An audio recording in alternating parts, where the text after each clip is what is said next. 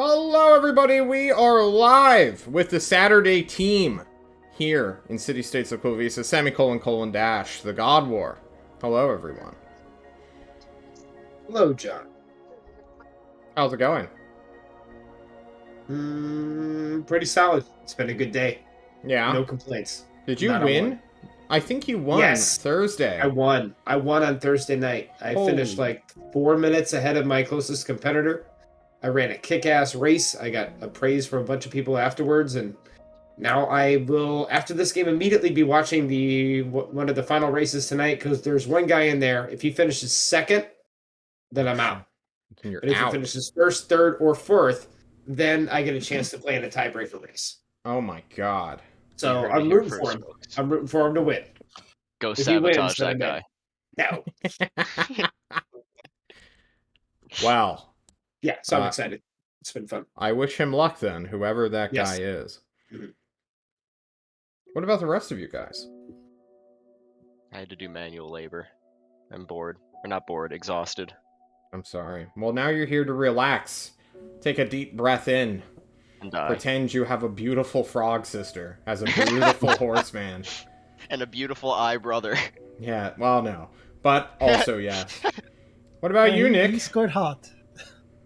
I'm doing good. I'm doing good. I woke up like an hour and a half ago. That's, how you do it. Sleep until the middle of the afternoon. Definitely a good, healthy sleep schedule that John knows all about. I don't sleep. I refuse to have a schedule. Well, what happened a couple weeks ago? I don't know. You slept till... Dabber, also known as Derb. How are you?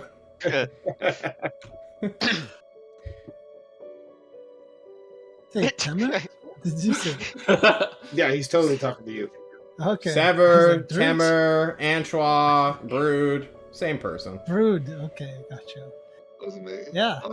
Oh god, okay. It's apparently spring break this week, which I appreciate because I didn't have to go to school, but also I work, so spring break doesn't really mean much to me. I thought spring break was in March. It's the end of the month, and then... March was literally like 3 days ago. Oh, yeah. True. 2 days ago. Yeah. Okay, well. Okay. Well. Not a spry young chicken anymore. Good to hear. Tamer, how are you? Oh, wow. I had a little time to work on the little back end, work on the database, the quote database. So I uploaded that to you guys, so you guys could browse it. A mirror Nice. of the quote database. How silly that does sound. Temerbot's getting smarter. Smarter and more powerful. More accurate, too. I ask Temerbot questions sometimes, guys, in the chat. He has never been wrong. Like, ever. Oh my god. John, I just had a great idea. What? Temerbot needs to be the name of an AI in your next campaign. In Good our lord. future, Next Randy. in our sci-fi setting, when we have mechs Yes. in, like, space. Yeah. Totally. Man, I can't wait to do that one. I still haven't found a good enough system to run that one yet, though. You've been following r/place, I guess, Temer. Yes, I have. They had a wonderful, for the last 2 days, a griefing campaign. This is like one of those cookie clicker games where you just click and you're like, okay, something happens. Click.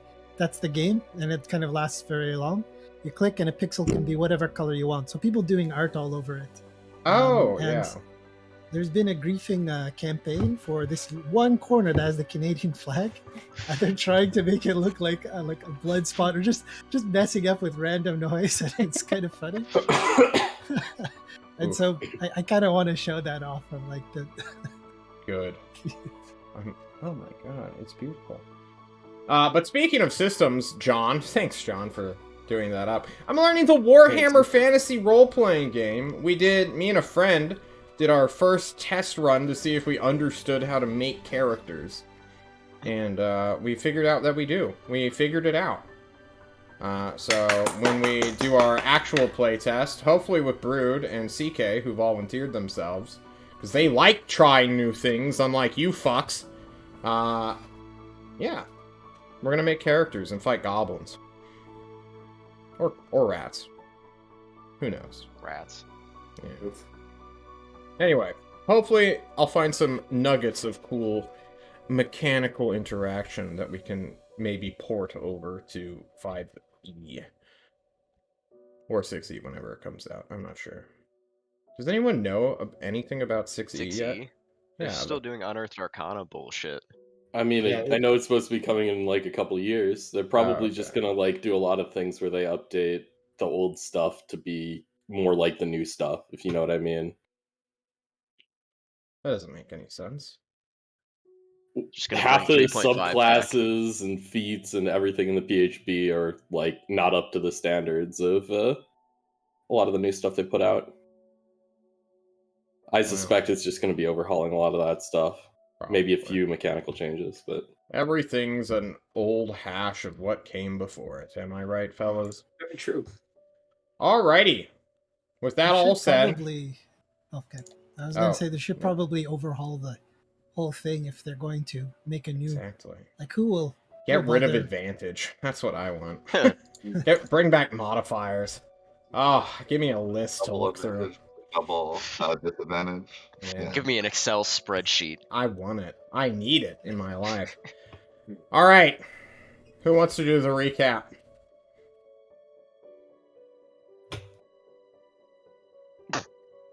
All right, it's Brood. It's Brood! He wasn't I paying learned. attention to cameras. The look on his face. Oh, Okay, what did we do last week? I was like, should I Lots say of anything? inventory, right? We went and talked to the tyrant. No, hold on. Okay. Oh wait, I got it. Clowntown. All right. We went and talked to Clowntown. We picked up Alden's brother / homunculus / I. We a bunch of people got like flown off of a trap through that was like a stone tower trap. And then like, oh well, I guess we can't go in there anymore. Clowntown was like very like, you guys don't do anything to fuck with me, leave me alone. And then turns out we just had to pay him. He would take Antoine as an apprentice, which was kind of cool of him because I guess he just likes money. I guess just remember that in the future. I really hope Henchbot gets to come back soon and isn't there for an hour, or sorry, for a whole year. Yeah. Uh, we had some trouble getting airship, but then it was like, hey, just pay money, and we paid money. We got there. Oh, and we almost stayed there for a little while, but then we decided it's better to take what we have and run than to risk it all. Because Big T is a little upset at us. It's a little upsetty because we don't have anything tangible and we failed our last mission. So on our way back, we stopped at Forge of Alvin, and hey, there's like a WWA MMA thing going on, and everyone was like, "Do you guys want to go and like be a part of it?" And we're like, "No tangible benefit," so we didn't. And then I think Paradigm talked to his sister again, and he's like, "You want to go watch this thing?" And she's like, "Yeah, let me bring my friends." And Paradigm was like, "Fuck," because she always brings her friends everywhere. Let's see. That's really all I remember. Oh, sorry. Big Angel appeared. Make the sun. Like. I You think that's forgot the wait. cliffhanger. Yeah, Way to bury the Yeah. lead there, buddy. that did happen. I forgot. The biggest cliffhanger we've had in a while. Does anyone have... Oh my god, Terratai. You're going hard. Like high intensity typing there. That's crazy. All right, time to 80 turn words back per on minute. push to talk. That's relatable. I understand that. John, you were saying. Does anyone have anything else to add, or shall we just jump in? We saved Horse's brother, his eye brother. Oh, we got that. Homunculus. I'll save them, I suppose. Stole. You stole him. Stole An him. alarm went off. You literally told him, like, hey, mom's back. And he's like, okay! And then an alarm went off. Yeah. Good news now, though. He is now the vision for Sever and Oscar the Grouch Mark 1, our Yes. mobile. It's now a viable trash can. vehicle. So there's that. Okay. Well, I'm going to ask for a quick positional check. As we described it, you guys were in this bayside arena, where an arena was floating out on the open ocean, where the big show was taking place. I know Paradigm is with Karma in, like, the very highest peak of this arena. What? In the nosebleeds. Yes, the nosebleeds. Is that what they call it? Mm-hmm. Yes. Okay. What about the rest of you? Depend on how good the seats we got with the price we paid, because Yeah, we would like we to scalped expose the tickets. action. Yeah, I would have tried to get up close. Okay. Yeah, I didn't know that. You wanted to get up close to the ocean, Sever? It was a cool situation, you know? True. Okay. What about Terry, Thatch, and Antoine? Just wherever the seats were? I mean, I would have been where the seats were. Yeah. Of course. I mean, where else would we be watching the show, right? Okay. Yeah. I mean, I'm, Thatch dragged me here, Mm-hmm. so I'm wherever he is. True. What's might going be through one of Terry's us. mind real quick as he literally sees the manifestation and, like, physical evidence that there are gods / extraterrestrials in this world? Well, I mean, I don't think he ever had any doubt that these things were out there. He's gotten a bunch of pieces of information that sort of point to, like, different kinds of motivations, and, maybe these things aren't as cohesive and together as maybe the first pass would make you think. So he's just very curious about what this person's going to say and what their motivations are. I see. I just One of rolled us for at a your guys' concession stands. Might be one of us at a concession stand buying snacks. So Antoine, Then, you, like, Thatch, you either- got up in the middle of a show and Yeah. you're just like, yeah, fuck it. is that, it's a need, it's kind of peckish. Yeah, you can be in a concession stand. Your seats are 95% of the way away from the ocean. So Sever, if you want to be split up from your group to be as close as possible, you can do that. There is a standing area where people are just like huddled somewhat close together. Mosh pit. Yeah, in a kind of mosh pit Like I way. said, I'm gonna stick with it. Okay. Yeah, no big deal. The rest of you are like 20 to 30 rows away from where Paradigm is, who is clearly visible, since he has to stand awkwardly because he's a horse in the bleachers. A lot of people are going like, hey, get out of the way, the angel's talking. What the fuck kind of show shit is this? And people are not taking this seriously at all. And with that, John has some dialogue that he's going to read to you. Really, it's a scene dressing, I guess. That's what it really is. Oh, where is it? Daybreak? Is that the one? No, that's way too calm. I need something tense. The Summoning. That sounds way cooler. Alright. In a giant summoned sun that was purely spectacle, you all see the Herald arrive. Her long wings, at least an 80-foot wingspan of just golden and red light illuminating the sky.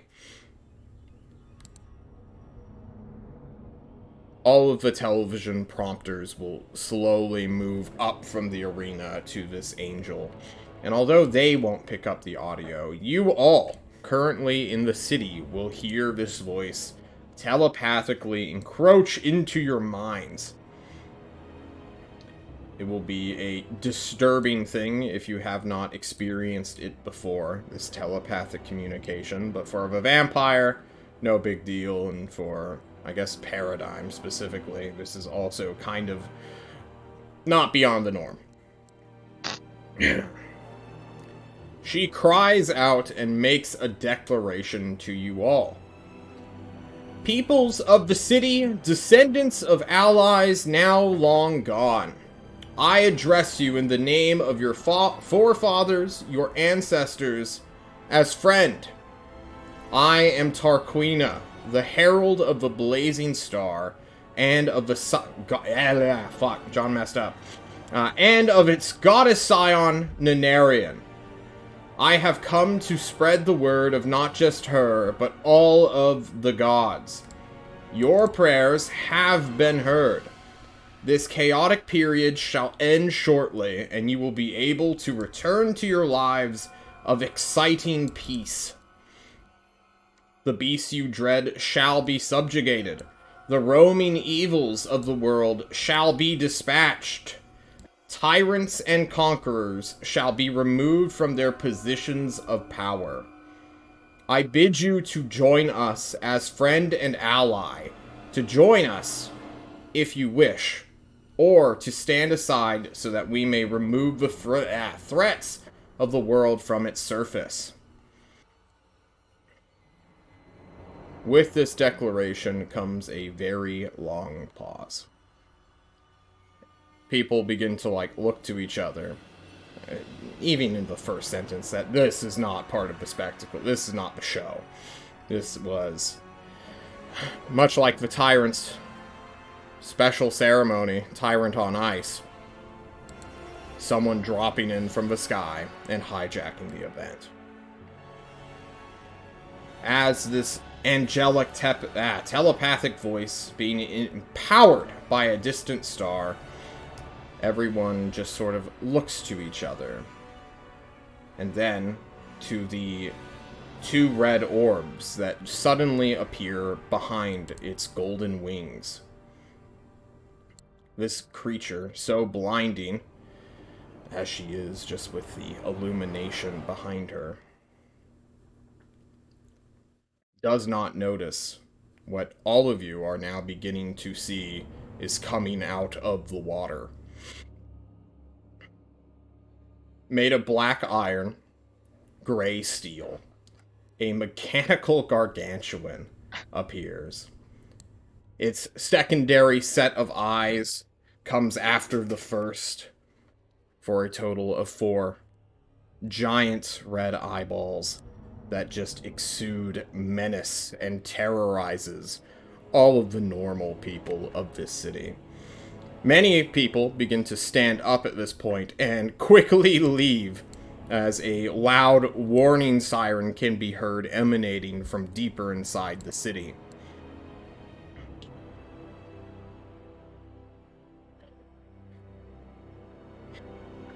As you all watch, this giant slowly raises its hand next to this telepathic being. Tarquina, the herald from a distant star, will turn around and exude a city-wide question that all of you will hear. What? And then the giant's fist will just wrap around her and throw her into the ocean, going down with her. During this time, the solar flare and the will-o-wisp have been evacuated by tiny little dinghy boats. The lights of the stadium suddenly come on, and as the trampling stampede of people begin heading to the exits, what do you guys do? Also, Sever, make a... Hang on. Sever, make a dexterity saving throw as the massive fist punches into the ocean. Right, as the fist punches into the ocean and throws her, you just hear the one single cry of Sever go, whoop! And then everyone starts stampeding. Alright, I'll do a dex save. God damn it. Oof. I think I would immediately contact Shade and tell him what's going on. Alright. Sever, you use people to get out of the coming tidal wave of water. You're like, oh shit! You start running and booking it. You, Thatch, call for Shade. John needs more happy music now. We're running. We're moving. Play the Benny Hill music. I don't have the Benny Hill. I have Clown Towns. Go for it. I'm trying to find it. Hang on. Can I narrate what I would say to Shade? Hell yeah. Just say shit. Okay, be like, Shade. We're here in the Forge of Alban. The Herald is here and just got yeeted in the ocean by a giant, gargantuan-looking metal thing. Anybody wants to hit something in Destry, now's the time. The Herald is not there. Oh my god, there's a helicopter. Is that a helicopter? That was a helicopter. I called in the squadron. Okay, I'm so sorry, Shadow. Things are not going as planned. No, that is the Dragon Warrior fucking song that I got as a joke. Let it roll. No, that's too calm. Big Rock. There we go. Alright, this is fine. Shade, what is yeeted? Yes! Shade begins to question you and says, what the fuck? There's so much terror! He is, like, flickering in and out of your periphery, Thatch, as you... Antoine, you're in the concession stand. What are you doing? I'm just watching, eating, kind of listening. Some popcorn. Antoine's got popcorn for the show. I'm just like, yeah, extra butter, thank you, please. This is all they want. Yeah, totally.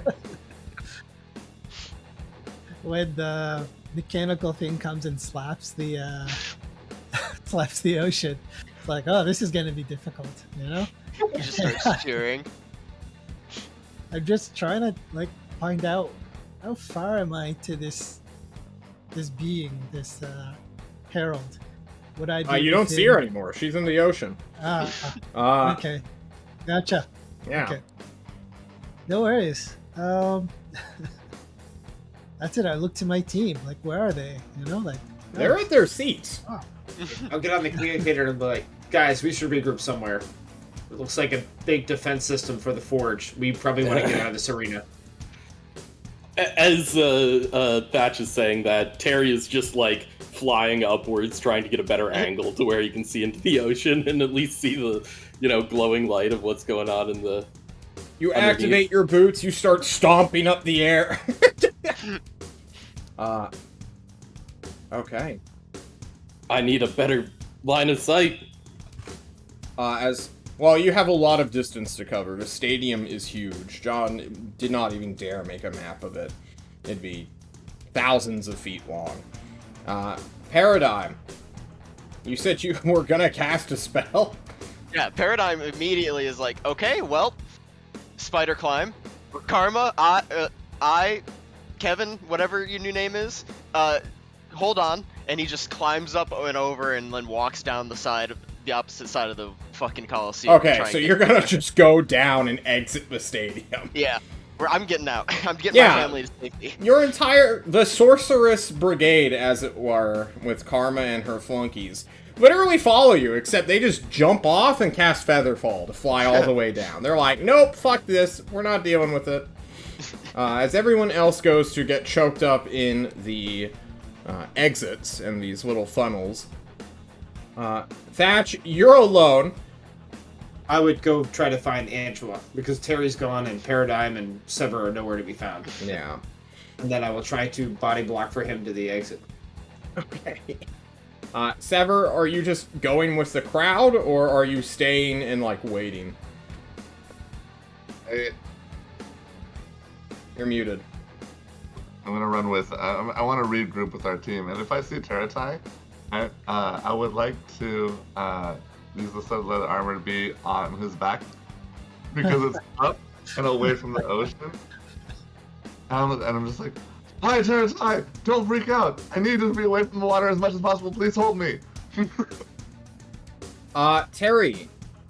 Yes, expend one of the monthly charges. Well, I guess it'll recharge immediately on the next moon. So, you grab hold of Terry's back. Terry, your boots... I don't think they have a weight limit. I think you're good. You're just, like, at half speed now for being somewhat grappling, having a frog vampire on your back. Are you okay with this, or are you dropping him? How much does Sever and all of his equipment weigh? Like, Over I really pounds. I'm 60.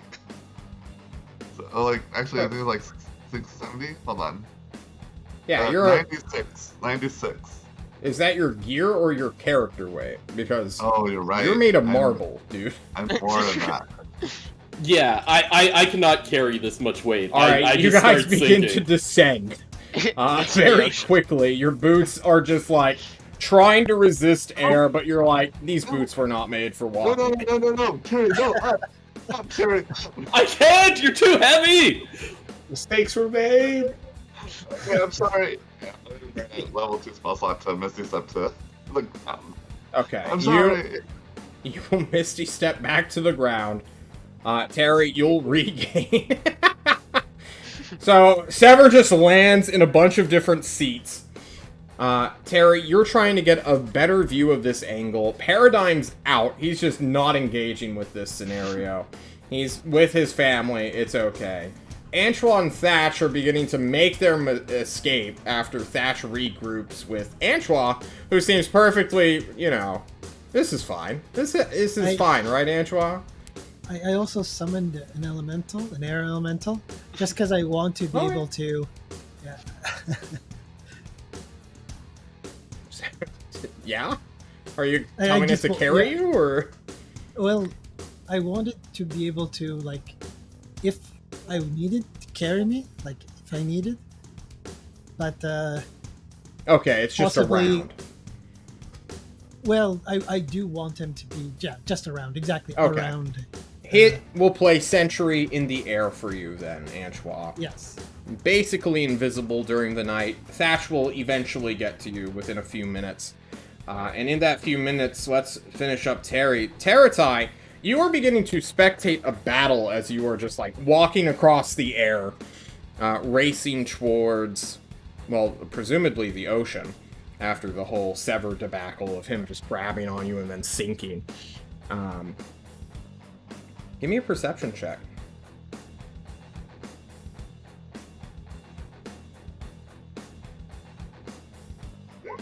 Okay. I see some glowing lights under the ocean. That's what I see. There is like a strange underwater battle occurring between a flying creature, not good in its favor, as well as a mechanical monstrosity that is just under there. At times, the herald will appear, just the lights coming above the water, before a massive hand will try to drag it back down, seeming trying to crush it within the bottom of the ocean here in this bay. This Gundam Bay, if you will. Thank you. Thank you for that reaction.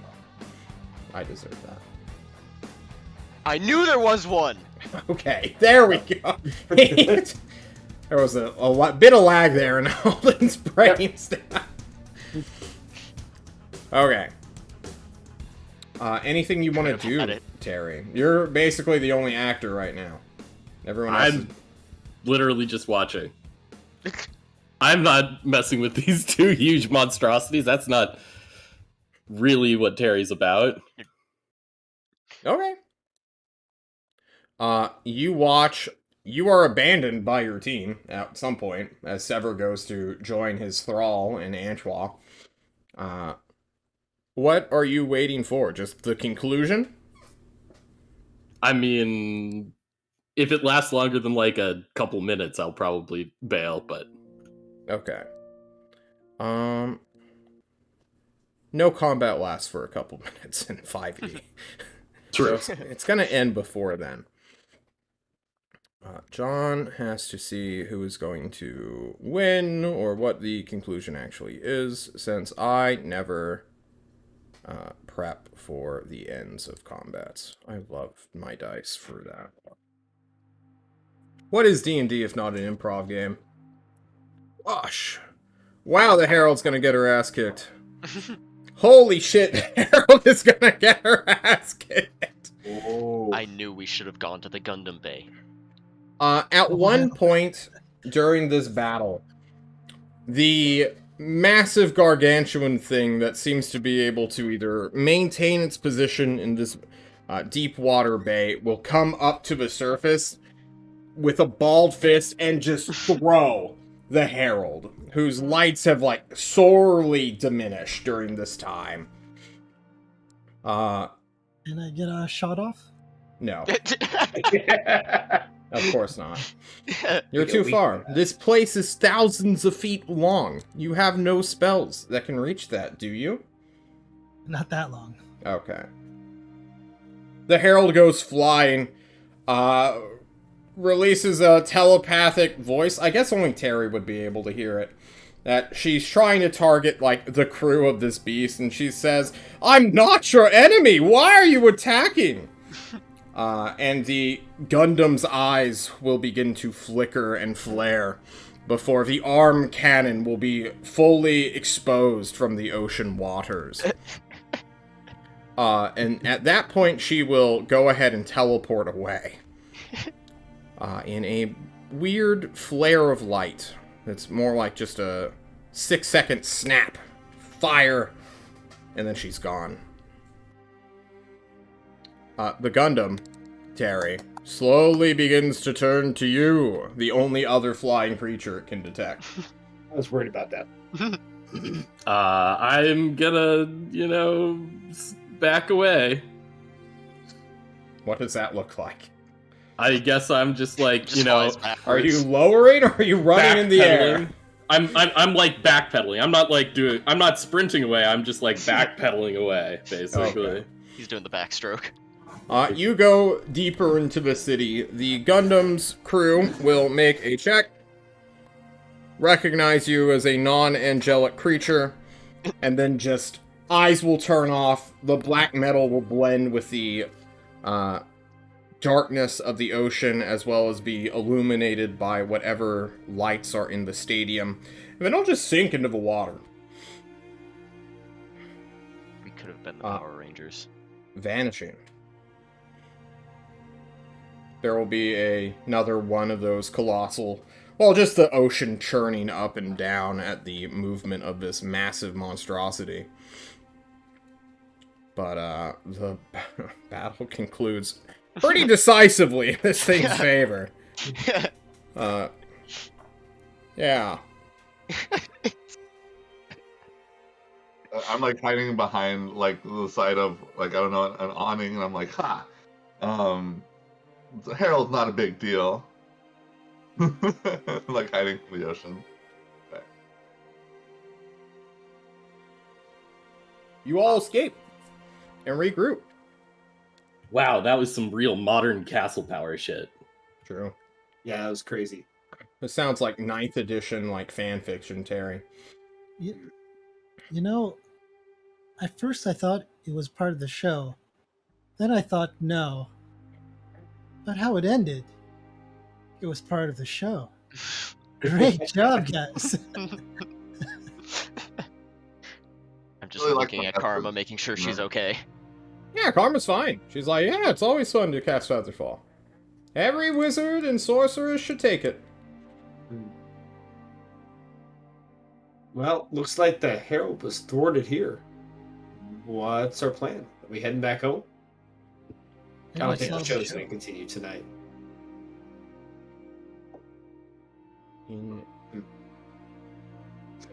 Ooh, let's go to the airship terminal and then offer an airship protection on the ride home to see if we can get back without having to pay.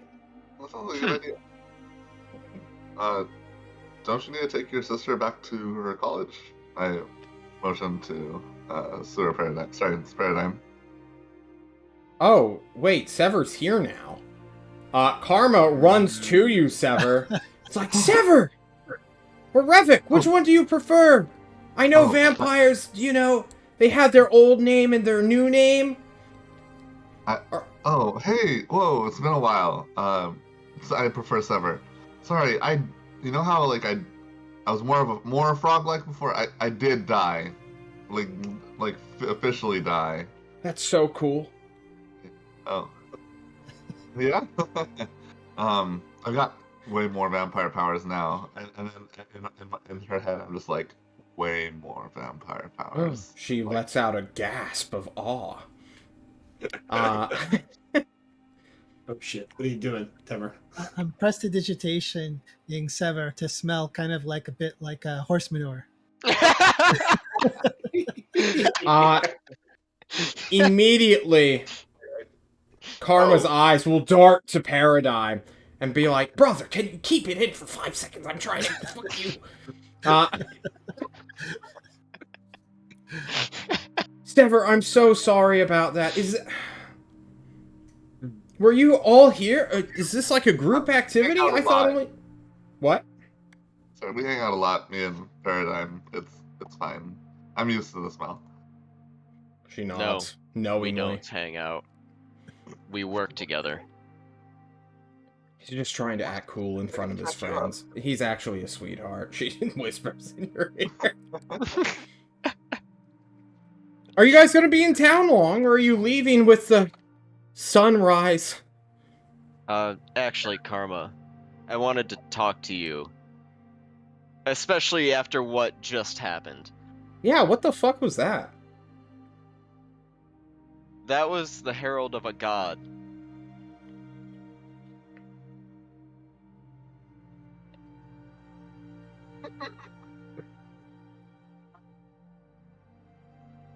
There is clear doubt in her eyes of like, okay, sure. But... Look. Yeah. That thing that flew through the sky after being thrown by whatever the other thing was, slaughtered an enormous amount of people in Destry, which we had to evacuate what was left of. Oh, it's a war criminal. Yeah. And now that it's coming for this city, I think you should come back to Tolst with me.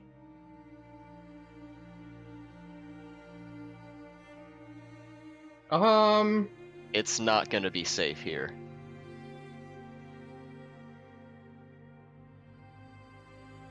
We need to talk about that a bit more. I can't just up and leave. I've applied for citizenship here, so... We'll meet you at the end. I'll just slowly try to gather everybody else and shuffle them along so that they can have a moment by themselves. Okay. Talking to you again. I'll see you later. No, wait! But you're gone. She mutters under her breath, fuck. Did you guys see that Gundam? It was like, it reminded me of the mech that comes in at the end of the 15th episode of season 3 of Volume 9. Oh my god, it was so cool. Yeah, I like the way that it beat up the Herald. Yeah, same here. You four can leave. And we don't need to roleplay this out fully if you don't want to, Alden, but you're asking her to abandon her scholarship and everything she's worked for a year now, over a year now, because of one thing that got trounced by the city's defense system. And then she brings up the fact that, like, I thought you told me that Tulst was, like, the main bad guys of, or the enemies of these people. Wouldn't Tulst be the more dangerous place to go to? Not exactly. It's safer there than it would be here. They wouldn't come directly for Tulst unless they had an abrupt a massive reason to do army so. or something? Isn't Destry right next to Thorazor, which is right next to Tulst? Look, in Tulst no one can die. Unless it's natural.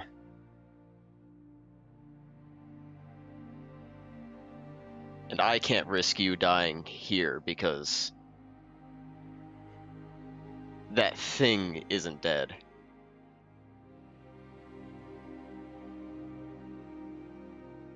This is too sudden for her to make a decision about. And I guess, as most people do when arguing with family and people you care about, it will eventually turn to an argument where she'll more or less be like, no, fuck you.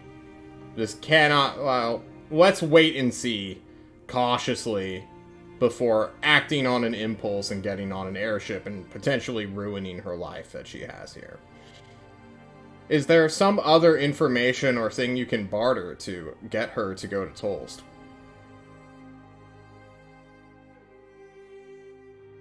What am I gonna do? Tell her that mom is back? That she's changed? She wants to be a good mom? Will that even help? From what you know of your sister, what do you think she would want? I don't think she'd want to see her mother. Yeah. Maybe not her mother. Maybe a certain frog vampire. I said she can make her own choices, but I'm not gonna push her into it. Yeah, but she doesn't have access to the Tyrant's Court.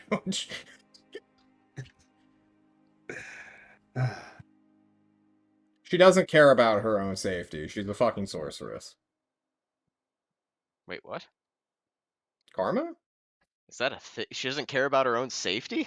She says she can handle herself. In fact, she has more spell levels in her than you do right now. She's a level 5 sorceress. Yeah, well, she didn't give away her memories. I can cast Fireball, she tells you. Like, oh. Look. You make your own choices. You're an adult. But just know, you're always welcome to come join us, and all I care about is you being safe. I'm taking Igor here back home with me, and I thought he was in the trash can. You didn't want to show her or show him to her. No, he was on my back I brought him on my back into the stadium with me. Okay. Hi, Igor. He's like, hi, Karma. I'm gonna go see Mom. And she's like, what? Fuck. Got Mom out of the briefcase. And she's trying to reconcile. With you? With us. Wait, how long has she been out? How long has it been? Like a month? A month or two, yeah. Yeah. It's been about a month or so. And she... Wow. Okay. Apparently, while she was in there, she was not forced, but she had to come to terms with everything she put us through. Maybe put you through. I never got a message. Why didn't she? She's been put to work. Because, you know, high-level You wizard. have mail? You have ascending what? I told her about the sewer paradigm thing, right? That was, we kind of yeah, we talked about it last week. You asked me if I wanted to just, like, glaze over it instead of Yeah. explain the exact, all of it in words. Mm-hmm. Well, she How I remembers your visit or sewer paradigm's visit to her. Yeah, I told her that wasn't me. And that I it think was... this is just getting confusing for Karma. Yeah. Yeah. She states, "This is a lot. I'll mail you. Or Okay. maybe I'll show up and, I don't know, fuck." And she walks off with, not her party. Her party abandoned her. She walks home alone.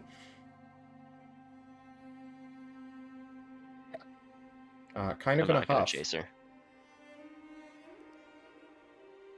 Okay. Your beautiful frog sorceress of a sister leaves. Having a lot of information, things to go over in her own mind. And maybe she'll No cast answers. a spell. Not a lot of answers. You all head to the inn. Eventually Paradigm will join you, but is there anything you want to talk about outside of his presence?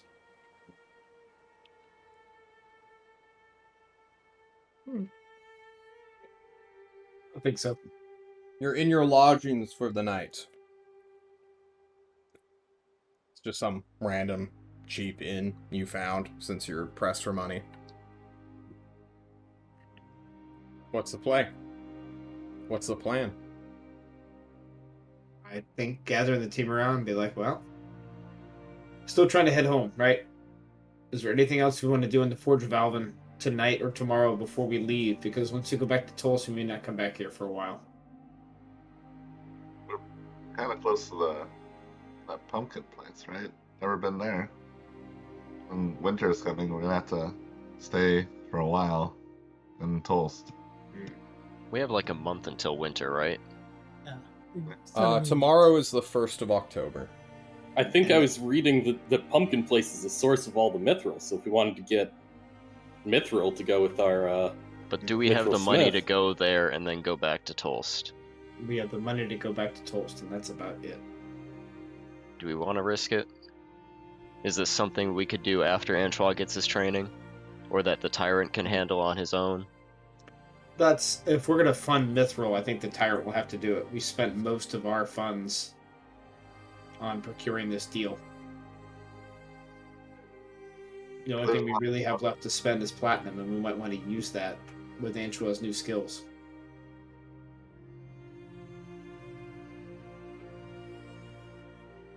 Agreed. Sever, if you want to talk to Hodel, this is probably your best time. I don't Didn't- have a gift. I mean, Didn't unless Hodel kick you out last time? Yeah, I'm pretty sure he's still a little upset at me. I do want to talk to Hodel. I don't think he wants to talk to me. I need to come back with a gift. And I pull out the rapier, and I'm like, I really don't want to give this up yet. Yeah. Sacrifices make the world go round. Well, I mean, the thing that we really needed Hodel's help with, we have already obtained. We already have those cloaks that are in Tulst that Coraline bought. Oh yeah. You guys got your cloaks? No, the material is there. We don't have anybody to put enchantments on them. I waft my cape, yes. Excellent on you, by the way. That's your truth-telling toe. Your cape. Very nice. Yeah, truth telling. I insight check answer now. John rolls the dice. It's a D10. Oh, okay, we don't need to do that bit. I do want my D8 ready. Okay. Then I would say we rest the night. You spend the night here. Wonderful. Can I do something during the night? Yeah, sure. We could have- One Good, easy. good setup. Good 1, 2. I just want to heal. That's all. Okay. Oh. I sprinkled wondering. dust in their eyes. I was wondering. John, I leave and go talk to Hodel. No. I just want to heal. That's all. Okay. And I would actually spend a hit dice as well, which, yeah, I'm good. Okay. You're gonna take Sever's food source away? Unbelievable. Every once in a while, I get to spend a hit dice, but only every once in a while. True. Thankfully for me, it's really good. My hit dice are doubled due to my parry app, so that was 26 healing. I'm full. Oh, is that wound closure does that? Yep. Yeah, Nice. it's super good. That's why I can afford to give Sever like 75% of my hit dice. I see. Imagine giving that to us so early on Antoine. and no one ever used it. Your elemental has a question for you, Anchois. Oh, thank you. Please. It has picked up some things around during its time here. Mostly the connections you guys are making, because it does not understand, like, human emotions, or most anything, really. This thing is not smart, by any means. But it has noticed some, the dynamic between your party and whatnot. And it wants to know what Anchois, how does Anchois view the party dynamic so far? Like, does he view all of his companions here with, like, checker piece precision of, like, oh, yes, my pawn Thatch, and Sever, the bishop, like, what is your mentality? Well, you see, we in this world can't do everything by ourselves, or at least not all of us. Mm-hmm. Because of this, we make connections with others who will help us in our goals. And through time, you come to trust them in certain areas. That they'll do things in a certain way, they'll do things in another way, and you can rely on them for that. And if you don't forge these connections, you're going to have a more difficult time in your life getting what you want done.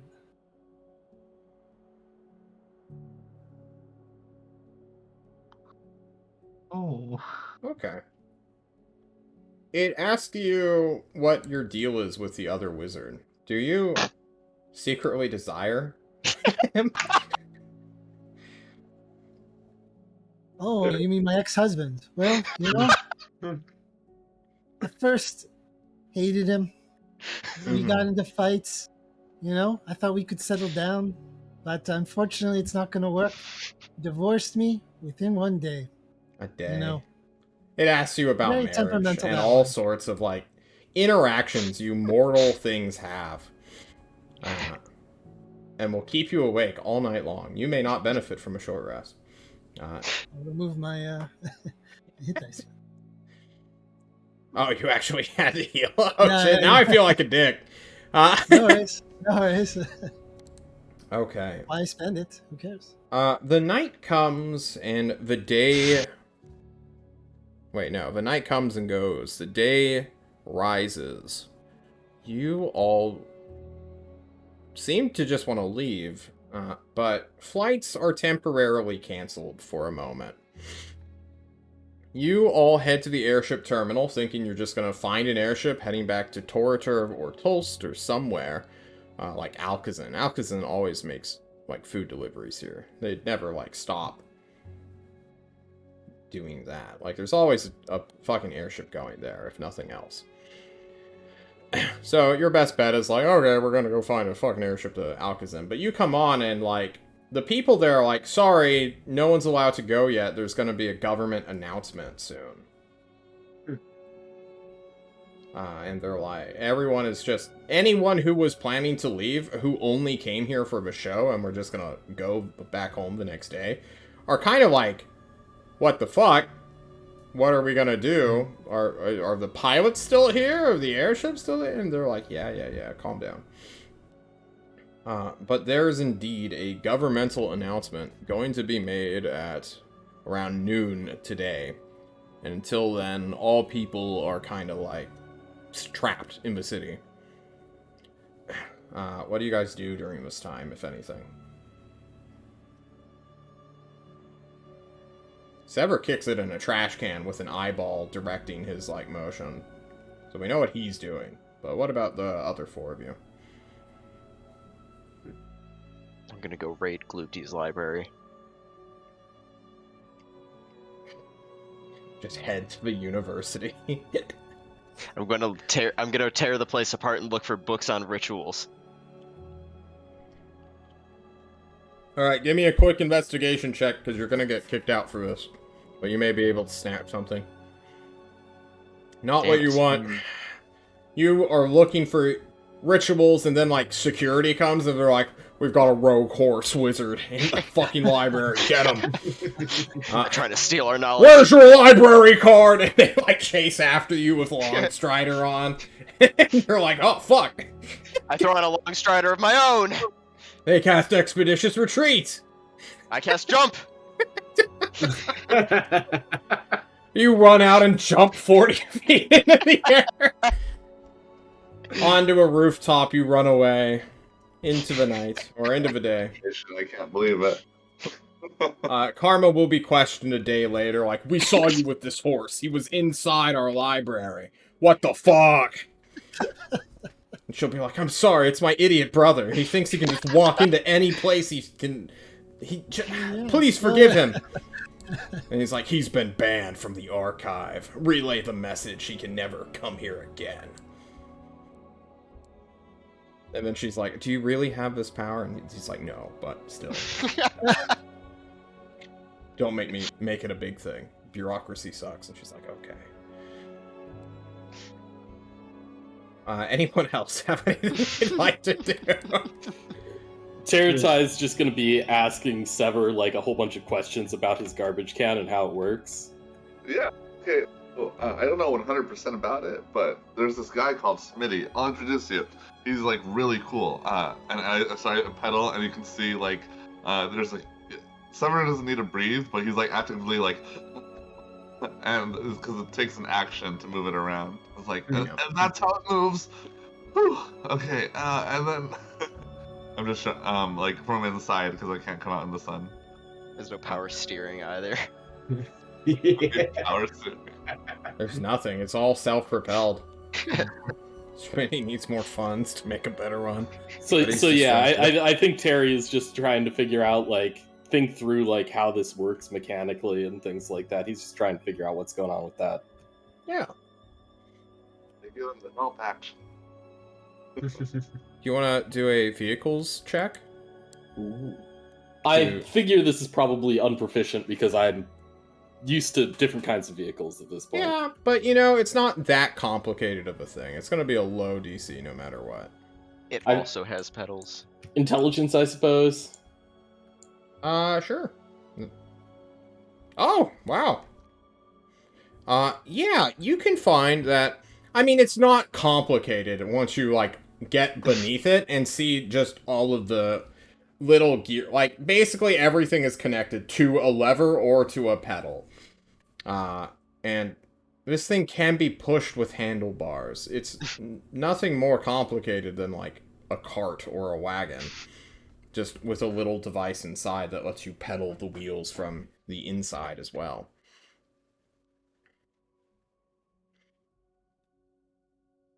Cool. Okay. Thatch, I think Antoine? I would find Angela. Maybe get a cup of tea or a cup of coffee or whatever we could find. Sit down with them. I would say to Angela, what do you think the Herald was doing here last night?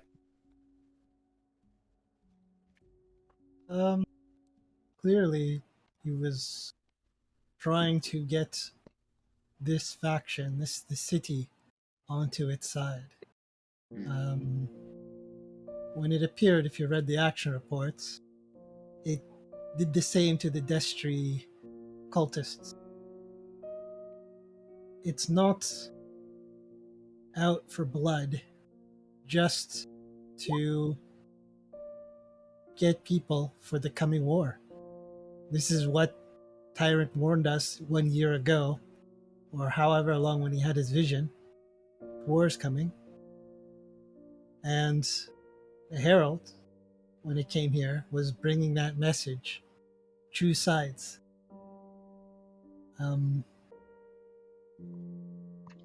I personally wanted to go up and visit the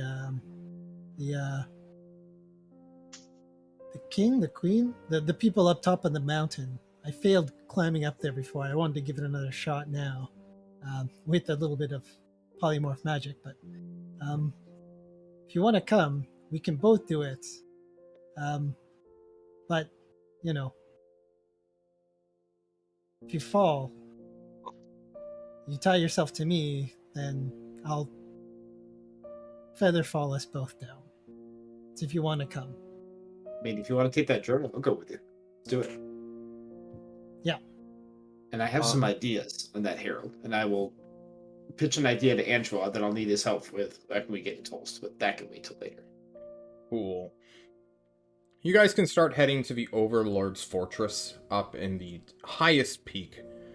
Lowest peak technically here. But up in the highest tier of the city, at the lowest peak of the mountain range, sits the ever-present Overlord's Fortress. Stronghold, whatever you want to call it. It sort of overlooks the entire city, has a direct line of vision to the harbor. Likely, the people here saw everything that was occurring. Be it through monocular lenses, like the monoscopes that people see, just in general. Or on some sort of rudimentary television set.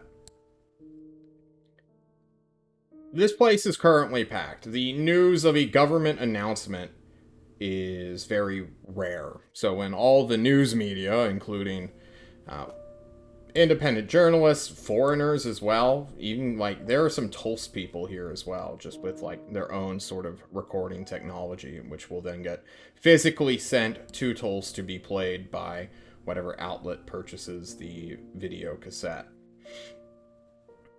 You all, or not you all, but Thatch and Anchois head over there. Normally you have to climb a mountain to literally get onto the ledge where you can then ask for an appointment with the Overlord.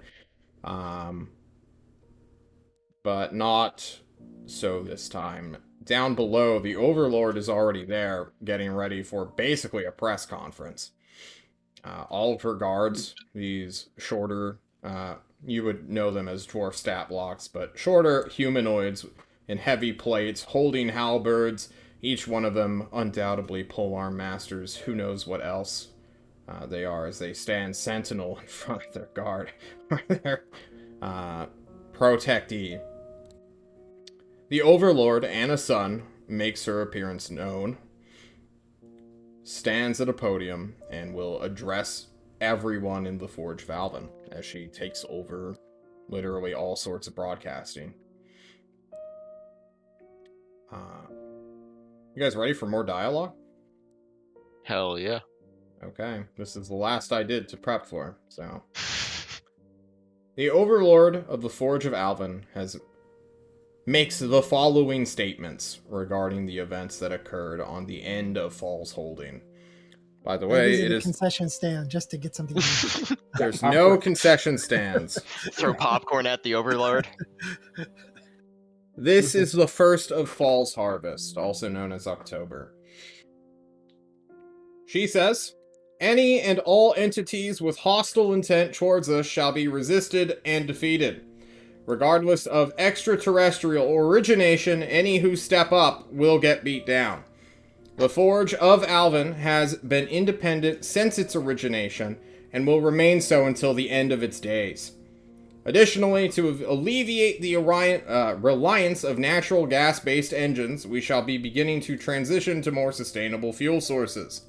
We will not be intimidated by any group, organization, or nation, state that is building up arms, nor be bound by economic or social restrictions they bear against us. As of today, we will return to the policies that were temporarily dismissed by Overlord Kale Ironfist Garget to found the Confederation. I am initializing Article 11 of the Confederation Charter. The Forge of Alvin will dismiss the negotiated boundaries that the defunct state of Cantelar has imposed on us for national cooperation. All dignitaries from other states have 3 weeks to leave the borders of the Forge of Alvin or obtain new diplomatic permissions from their governments, as well as acceptance from the Congress of Delegates. That is all. And she does not leave anyone time to question her. She literally just takes a step back onto her stone platform that then begins to rise and fits within the groove of the elevated plane that starts at her stronghold. That's a big news. That's very big news. They're leaving the Confederation. Even Confederation, and sounds like they're possibly banding on their own, neighboring territory. A very hostile move, very heavy move. New America. It is. But let us take a look at this geopolitically for a moment, which nobody really cares about. They have Dongleturn and Kaltar. Those are colonies of theirs. Toraturv is not a real state. City of Pumpkins fucks around in a dungeon that just repeats itself over and over and basically absorbs whoever goes into it.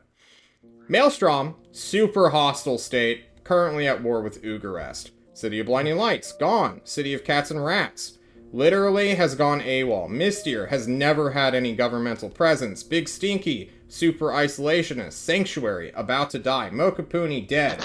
Ugarest, they hate. Cantelar, gone.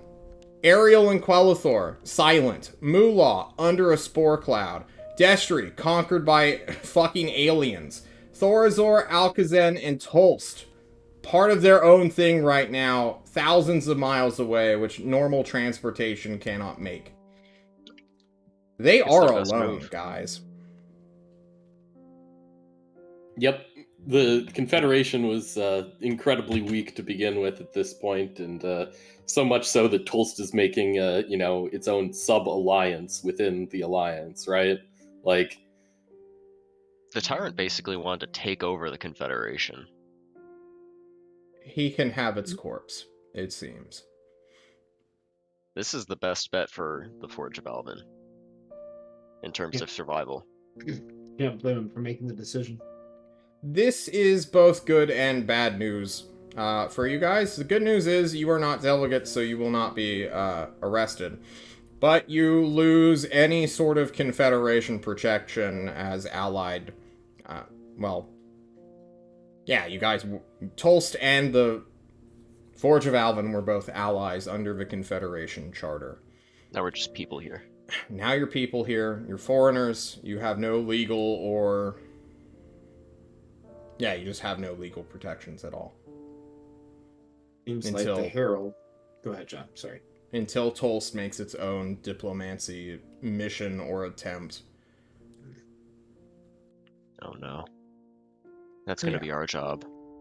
Not ours. We're not. No. Yeah, we're not the political team anymore. We're the There's failure no team. way. Yeah, definitely. Well, we are here. I will mention to Angela. Yeah. It seems like the Herald has done its job after all. They have not maybe achieved a follower and ally. This is the next best thing. Splintering alliances. Separating and making people independent. I know you hate the Herald. And I hate him even more at this point. We need to take him down. Don't necessarily hate the Herald, I just see it as a threat. It's a threat to my own plans. Like, Herald's messing up everything I have going for me. You know? I hate the Herald. Because my hometown is next in line. Will you stand with me to defend Thorazor against the oncoming onslaught? I'm not going anywhere, minus to Nevatar's arsenal. Until then, you have me. Thank you, buddy. You know what, Thatch? You are such a good person. You've been for the team and with all of us whenever we needed something. You've literally taken insults for us. I don't want you to get confused or hurt any more than your city normally does hurt you. But everyone else has plans. Everyone else has ideas. Everyone has goals.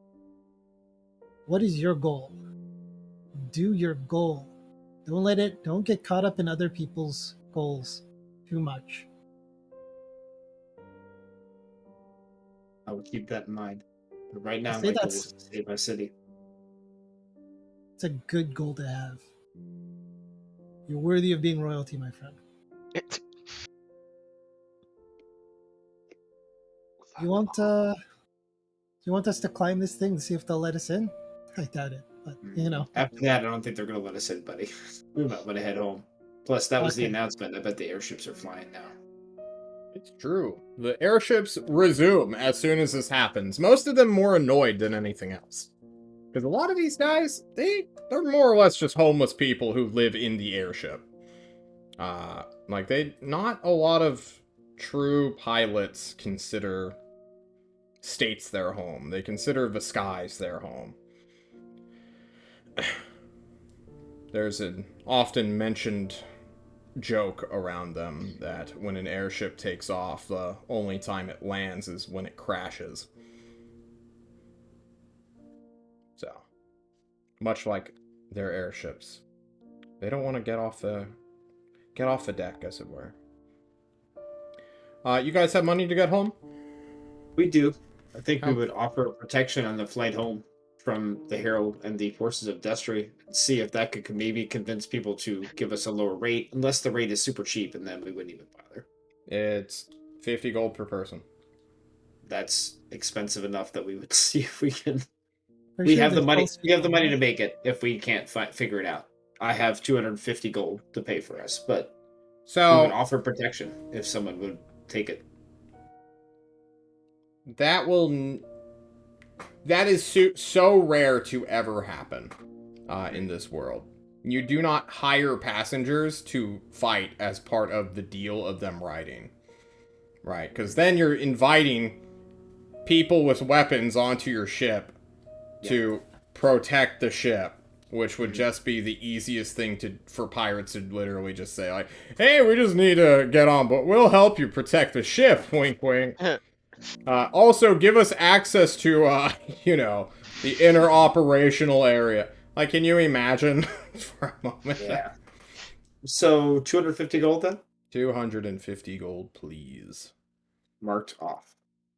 Indeed, that is how the raid team got Xenos betrayal. But then again, they went into, they hired a very desperate crew. Or they were hired by a desperate crew. And even then, that ship did not Yeah, make it. get right? captured. They still made it. You guys captured a pirate ship. Oh. Wow. Didn't they capture that ship and steal the mithril? Pretty Yeah. sure they did. And Yeah. lost a Yeah, character. player. Lost a PC. Yeah. Either way, you guys head back to Tulst. It'll be a few days. How fast do you guys want to get there? Because you could get to Tulst in like a day. You'd have to stop it out because then I'm getting on like a ferry, but you could do it. I have a piece of paper. I just want to write a letter to Hodel. Just like, hey, I was in Forge Alvin. I hope things are okay between us. Next time you see me, I'll have something for you as a way of repaying my transgression. Do you slip it like underneath the door or I like? slip underneath the door. Into the Okay. portal that is the door. How do you Yeah. do that during the day? Okay, I slide up the cart right up next to the door. But it's like a So- step thing, right? It's like a townhouse workshop, you know? Yeah. Okay. You I have to shouldn't get Common out. ground. I take a piece of gum and then I stick the note to Igor and let him just. Yeah, I'm like, hey Igor, can you deliver this? It's like, oh, how do I? But Yeah. I mean, you could always ask Terry to help you, because he's right there. Did you call him Igor? Oh, I hope you know that Igor is not going to be in that thing after we get back to Tolst. He's going to be my portal homunculus. He's gonna be everyone's portal homunculus, dude. Okay. Whoa. Are you wanting to get back to Tulsa super quickly or not? Do you care? Oh, right? There's nothing Why else not? for us to do anywhere. I Right, don't we have- understand why not. Can you Yeah. roll for Sky Pirates, John? You want a ship that bad in the middle of an ecological crisis. Let's roll for Sky Pirates. Let's see any opportunistic people. Oof. Unfortunately, all the Sky Pirates are turned legit right now, because it's more, fundable to sail with your non-natural gas engines and just charge outrageous prices, like 50 gold per person, to get them. You're probably hanging out with pirates right now. So you want to take over the ship? With, everyone else going to Alcazar? Charge them extra for a new crew. Commit outlaw. True. No, we need to get he's back. muted. The fungibility does tempt the vampire. But you all can get back to Alcazar during that day, get on a ferry where Sever can be assassinated. If you guys want to assassinate him. Does anyone want to kill your vampire master? Overthrow, break the chain, Thatch. No? Okay. He's still useful. Better do it at one shot. Okay. You get off at noon. It's an 8-hour flight to Alcazar. I think you'll get there, at midnight. Not Or, even John noticed. The next day. Yep, that's how stealthy it was. I'm doing Yeah. math. Fuck off. P... Toast. Okay. You guys will make it back after an exhausting journey. 12 hours of travel. What do you guys do? Are you just going to bed? Wait till tomorrow? Head to Thing the to do Tyrant's tonight for me. corpse? I reactivate Randy. He is non-reactivatable. No. Oh, I reattune him. He cannot be attuned to. The rock is dead. It's just a rock. Oh, He's been Oh, well. activated somewhere else. oh well. Not Cool. upset about it. Any midnight meetings you guys want to try to have? I mean, I've got tons of stuff I want to do during the day, but nothing tonight. I give Igor a pet bed in the corner in my room. I don't sleep. He latches himself to your door, where he will begin to silently fuse himself with, creating his own imprint, so that he can make an eye hole. Works for me. I go to bed. Okay. He takes over your locking mechanism. No one will be able to get in without his knowledge. Beautiful. Sever, Secret meeting place. I always ask you because you literally don't sleep and it's nighttime, which is when you're where you can be the most active. Change out of my green pantsuit into regular civilian clothes, and then I take my shovel and I'm gonna go digging again. Okay. Okay. Let us see when these people return. You're just working for that tool proficiency shovel. Yeah, if he wants it, he can have it. Shovel. I can't wait to see how many Ozarks try and get into my room at night. Okay. You guys can't... When do you guys normally wake up? We don't really have windows, do we? It's just No. those fake windows with the light stones or whatever. Mm-hmm. Whenever that comes on. Yeah. I think Terry is normally a morning person, so outside of the whole being up all night when we have to operate with a vampire thing, I think he's probably waking up, I don't know, 6 a.m. or something like that. 6 a.m. 6, 7, 5, sometime. The hallways will always turn on long before the hallway lights never go out. It's the interior rooms that have light switches and stuff, so that anyone can kind of go to bed whenever. Or be in darkness at the very least. What about you, old man Thatch? Are you an early guy or a later guy? I mean, I'm an old man, so I know I have to pee at like 6 a.m. every morning. So I'm sure he's up with the dawn.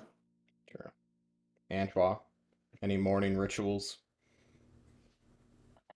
Trying to think, what would he do?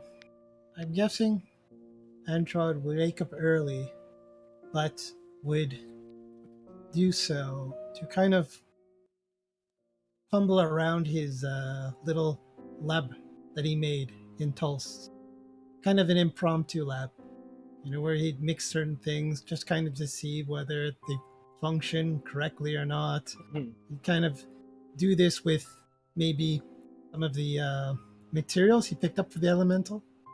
He picked up certain rocks and certain of these things. He'd like to see their phosphorus, sulfur, stuff like that. Plutonium. But outside of that, mainly sticking to that, his kind of rituals in that way. You just wake up and start fucking with your cylinders and your cauldrons. Yeah. Alright. Sever, you'll come back into the place, to the Tyrant's Court, after digging for the entire night, trying to make your own access port to the sewers. Just sounds insane if you think about it. In fact, if you've been gone for a week, someone probably would have come to, fill up the hole that you had made. Of just be like, why is this here? What? Do we have a giant gopher running around? You're muted, Sever. He's so mad. He's so mad. We can't hear him. Someone's gonna come and fill up a hole on property they don't own. For this is a lot of effort that they're going through. What do you mean, a soldier on property they patrol don't is gonna own? find a weird hole outside of their city and not think, well, that's a weird thing. Is someone trying to tunnel into our city very poorly? Tyrant, what's going on? I don't fucking know. Fill it up. Use mold earth, bro. Use mold earth. Yeah. Hey, how's the moat coming along? Oh, the trench? It's going Yeah. great, man. This thing's getting bigger and more massive the longer people are just out there digging. Why? You I was just interested? wondering. You want to be a I part don't of have a mold trench earth crew? anymore. True. Very true. Okay. Why I'm sort of stingy on the time here is because two things are going to happen sometime during this day. I just rolled for when they will occur. One of them happened while you were asleep. The other one happens at exactly 6 a.m. Or within that hour. So, for those of you out and about in the hallways, you all will hear some gossipy drama of the Tyrant is being yelled at by just Meza. So, Sever, coming in at 5 a.m., or I don't know when the sun would come up. It's fall right now. He's trying to beat the sunrise, so Sever may actually just be present for this. Because Tyrant gets up early, goes to the courtroom to go deal with some early morning business. And I guess we'll see Sever walk in. And that's kind of where we'll start our scene. And I'm toweling off the dirt, oh, what is going on? As I look back between the two of them. Yeah. Meza is at the throne on parallel plane, looking down on the Tyrant, who's sitting down. His bodyguards returned, if not a little bit damaged. Parts of her attire and armor have been pierced by weapons, it appears. She's not actively bleeding. Everyone seems to be fully HP'd up. But there are some people you don't recognize. One is the most miserable looking person on Earth. He looks more or less kind of like just a slave who's been beaten down over and over and over again. But he just keeps going. He just scraggly beard, hasn't shaved in months. Super long, unkempt hair. Looks absolutely terrible. And he's standing right next to a, how do I say this? Person who had been tarred and feathered magically. In these weird black feathers. Who is much shorter than the slave dude right next to her. And those two are like the furthest away and just kind of silently spectating as Just Meza is yelling at the tyrant of like, what in the fuck is wrong with you? And more expletives that just show her frustration, which the tyrant just silently takes in. There are some others that you don't recognize but have been around, or I don't think you've interacted with them. But an Ozark's there, some dude you've never seen before wearing tiger print everything's there. You know, people are just watching. Lady Grasilia, if you know her. Temer's been waiting for the Mori bit. Yeah. Always. I like walk up and I'm very like I don't say anything. I do message like telepathically to just message. I'm just like, is this a bad time? Do I turn around right now and run? And but I'm just standing there at the doorway, wondering to turn around or not. Telepathically message her. You telepathically message someone who is berating another person. I think she'll ignore it as she goes silent for a moment and just winds her hand back and just slaps Tyrant in the face. There is a loud, crisp sound as the Tyrant... Part of his face just goes red for a moment as the connection is made. And Just Meza will just ask him, like, how could you do this to her? And the Tyrant will mutter something under his breath, which I don't think you'll be able to pick up if you're at maximum range of telepathy, which I think is like 60 feet. If there was ever a time for a popcorn anchois, yes. And then Meza will step down from the throne in the early morning and grab her tarred and feathered sister by the wrist and take her to get cleaned.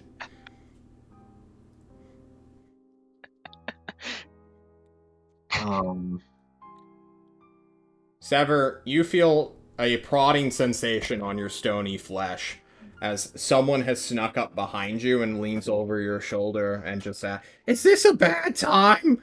I kind of wanted to talk to... And you turn around, and it's fucking Jerome with his fanged mouth, and it's just like, hey, buddy! Yeah, this is a bad time. Can I talk to... Oh, I'm sorry. Yeah, this is probably a bad time. We might want to give this, like, another day. Day? Fuck, I don't have that kind of time. Jerome boldly steps around you and enters the room, crossing Just Meza's path, as well as Honor Meza, who he has tarred and feathered before. He's like, hi! And you both watch Meza pull out her rapier and just stab him through the chest. The sword is just, screams out and either falls or practiced genuine pain. He's like, falls to his, my stomach! And Meza just walks right past him. The slave kicks Jerome in the head on the way back. Just a scraggly dude. Compatible to turn the slave into a vampire. Oh no, my god. Jerome is immune. He is not living. Okay.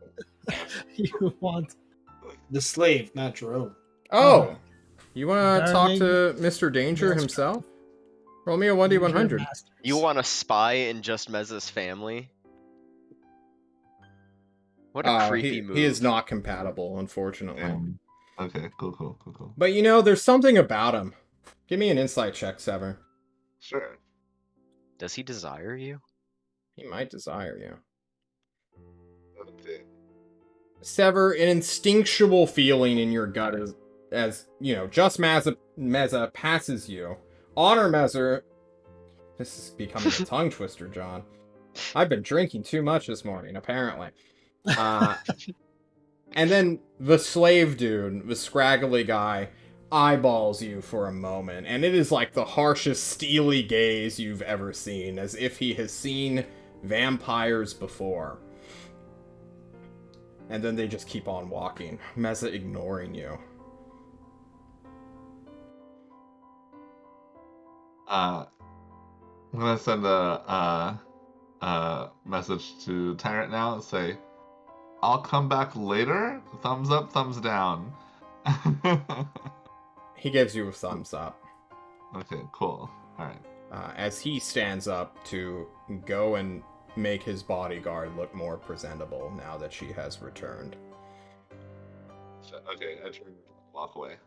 Okay, you walk down the hall awkwardly, pacing after the Mezas. So I make sure there's enough space. Okay. Well, is her quarters in like inside this area, or does she live out elsewhere where I'd have to Who visit is her? her? We're playing a pronoun game. Her is just Meza. She lives in the court, yeah. Okay. I will wait 5 hours before coming to visit her. I don't have much Toast bucks left, but it's So the end of the 11? month, right? Like 11, 12, noon. Okay. Yeah, like 11, 12 noon. And I'll come by with just a tray of there's some very hard alcohol and there's some lemonade next to it. And I'm gonna knock and say, "Good time or bad time? I've got drink." We will hold that scene in a moment, because Okay, cool. things are going to happen a lot during this day. This day is packed with things. And I know Thatch wants to do something. I don't know if Terry wants to do something. This is more or less the start of a long rest as well. The day is kind of open, and I'd like to go around the table. So we'll go to Terry next if he has anything, or double back on him. And we'll end with Antoine before getting to more Meza stuff. Double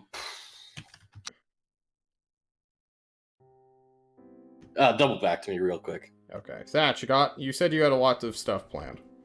Tons of stuff planned, but I figure I'll start with something. I would go find Antoine in the morning and request his help, and then I want to go look for whoever does the tyrant's propaganda. Oh. Okay. Do we have a person for that?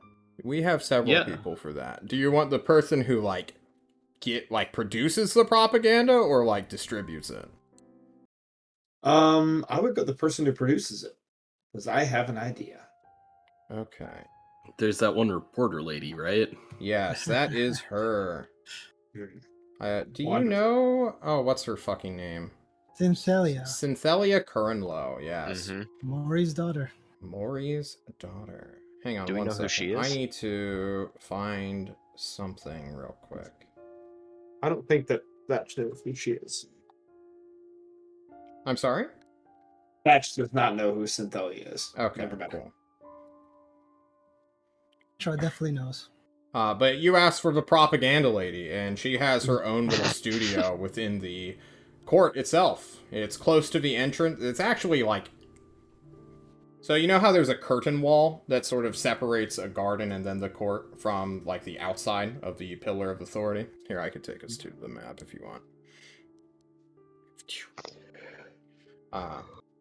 Outside, next to that curtain hall, is a studio. An actual, old-timey...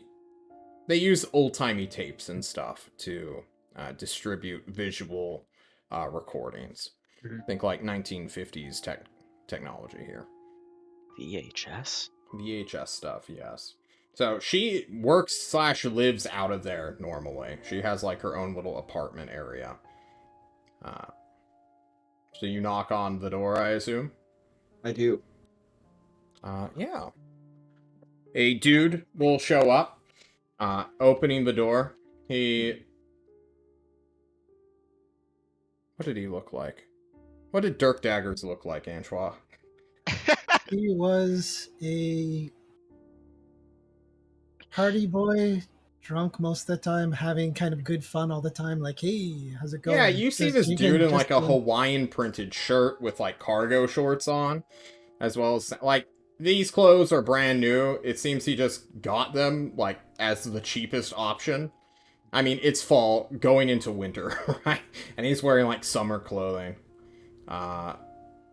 He's like, hey, what's up? If I can, I'd like to meet with, I believe it's Synthelia. Oh, yeah. Some recent events just happened. I had some ideas. Synthelia? Oh, maybe that's why she's been freaking out. Here, come on in, man. Okay. This dude, who does not introduce himself to you, briefly walks you down past the studio where there's just a bunch of things you do not recognize as a soldier from Thorazor, which does not have any sort of, like, free press because they just don't really have one. They don't need one. You walk down this hallway, which leads to a small series of rooms, which is decked out in basic furniture. Nothing calls out to you like this is a home. Like, this is a place to rest at your workspace. And there, Synthelia is basically going through a bunch of dossiers right now about the Herald, about the Forge of Alvin, and with a printed copy of the speech/announcement the Overlord has given. And she looks up, and it's like, oh, hey, Thatch. Hey, you know who I am? I know everyone.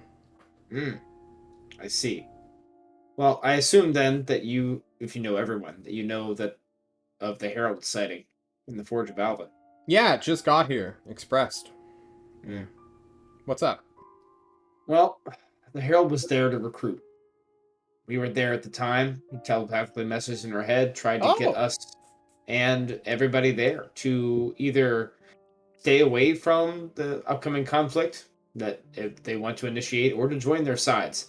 And I think it might be a good idea to maybe use a little bit of propaganda against them. During this entire time, she was just writing down. Do you think you have can you give me a summary of what she said? And we don't know for sure. And,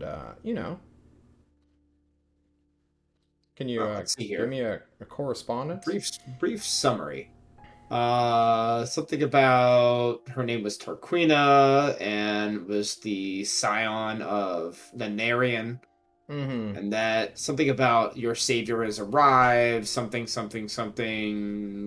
join our side and we'll help you end the conflict and have an everlasting peace. Okay. Something about, stay out of our way and we won't harm you. But if then, I give you paper and, 32 hours, could you make me a transcript of what you remember and what your team heard? Sure. I had some... Go ahead. This. No, keep going. I'm just we need to get ahead of the curve. No, that's fine. Well, I had some other thoughts, because if you didn't hear what happened after, the Herald got essentially assaulted by the defense system in the Forge of Alvin. Yeah, a gigantic monstrosity that beat the ever-living shit out of it and then sent it running.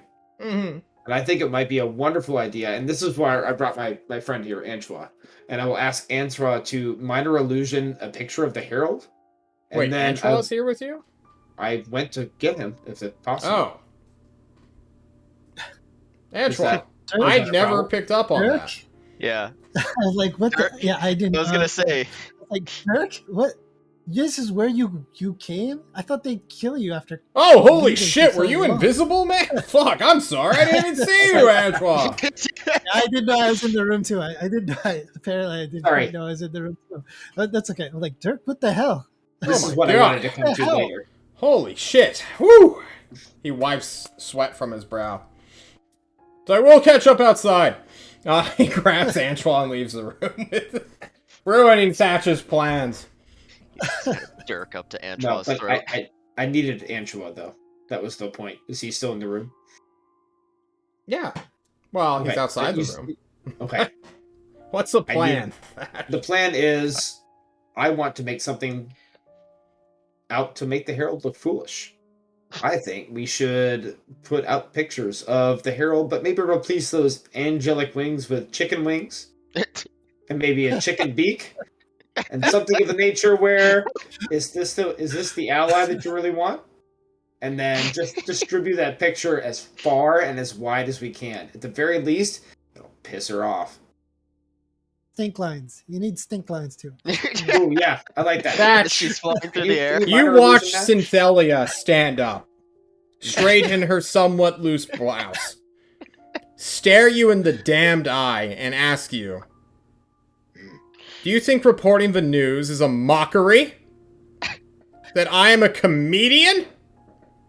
Not in the slightest. I thought we were here to talk How about propaganda. dare you Mm. make imaginative jokes that will attract the eyes of ignorant masses?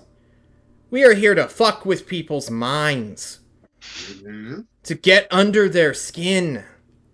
Not with... Like, I'm not a comic. Do you want a cartoonist? I She thought we were stares at here- you. How dare you mock my profession, sir? The mocking wasn't the intention. She gives you a Did they clipboard any with of a this? piece of paper. Fill out the transcript, soldier. You leave the propaganda to me. As you wish, ma'am. I will sit down. You start sitting down as she slowly goes over to a place that you can't truly get your eyes on, and she was totally not taking notes on your idea that she will steal. And then use. Because the news media is a sham. He's ruthless. I don't want credit. I just want results. Well, she wants credit and results. You know. That'll be a funny exchange, but Antoine, we're gonna skip Paradigm so you can talk to Dirk Daggers real quick, your buddy. He's like, hey, bud. Dude, Yeah, sorry for What are you blowing doing you here? off the last time. yeah, I know. You wanted to party and you didn't want to get like caught up in the toast mess and everything like that. Oh, no, it You're wasn't here. that. The Hunter Officiary was trying to assassinate me recently. Huh. I had to get out You're of in the city. Mokapuni immediately. You're in the city of hunters. Yeah, They They know. don't- I mean, the Officiary doesn't have a, outpost here anymore. Tyrant kicked them all out. I'm independent now. Really? Huh. You didn't know that? Ah, you probably don't What? care. You're just some wizard You're from the safe. sticks. yeah, yeah. I am diplomatically hidden and secured. I'm a fugitive from the law. Isn't that great? You're always a fugitive. I sure when you're am. chilling in Mokapuni. I You're sure a fugitive was. there. And now look at me. I'm bumming it here at the center of the New World Order, right? Oh god. Well, now, yeah. I suppose you are. Jeez. Yeah. Hey, do you know where Walden is? Who? Walden. Hunter. Rolden? Walden. Who's Walden? Okay, you don't know. All right. Curious. I didn't ask you that the last question we were last there about Walden. I don't know a Walden. Okay. And, you know, I know you have the dagger. So, you know. I have a dagger? I've always knew that. Yeah, I've always knew it. Sir, I am unarmed. He shows you Ah. his... Well, I guess he has stuff in his cargo pockets, but... I mean, I am armed, but they are currently inaccessible due to the weird little Velcro thing. okay. What are you Jeez. talking about? Do you still think I Yeah. have your stupid legend? If I had a legendary magical item, do you think I would be on the run from the Hunter General? I'd be a hero at that point. No one could touch me. I'd be a Hunter Lord. But you don't know about those Yeah. guys, do you? Why are you still with Synthelia? She's hot. I didn't know her role is actually. Oh yeah, she's got 16 hotness. Okay. Alright, that explains it. I'm hotter than Jeez. Maury's daughter. She's also like super. I love her conviction. She's just like all about whatever the hell she just finds, and that's it. She's got like focused vision. It's really cool. It's fine. I get it. You're a Mokapunian. You don't understand. Yes, I am a Mokapunian. And thanks, by the way, for you know, uh, not helping the island in any sort of way, just watching it sink. You're you know, welcome. It's sunk under the ground. Or not yet, but going there. Yeah, I know. That's why I was hiding there. Yeah. Or why I never left in the first place, to be honest. Well, You we have a never lot of think people. a fugitive going to hide in a place where that place itself has no future. No one would think to look there. Well, all right. All right. I guess that's caught up. They don't really have anything else unless you know something that I, as the last Mokopunian, should know. You're the last. I thought I everyone should moved say, to like. yeah. What the I hell? mean, like the last you know, like maybe you know others. I'm not too sure, but the last one from the royalty, Oh, I saw Renji a while ago. If you know him. Renji. No. Do you know what happened to Ane? Like where she went? I have no clue, man. She and I did not get along. Didn't get along with anybody. At least not me. She whipped me. She does that to people, you know? She does that to a lot of people. Did she whip Okay, you? dude, princesses, man. No. She killed Bigly, you know? Yeah, I know. Yeah. That's why I don't like her. No. So you don't know where she went, huh? No. Okay. Maybe you do. Are you doubting him, Antoine? Is that... I am. I am. Give me an insight check.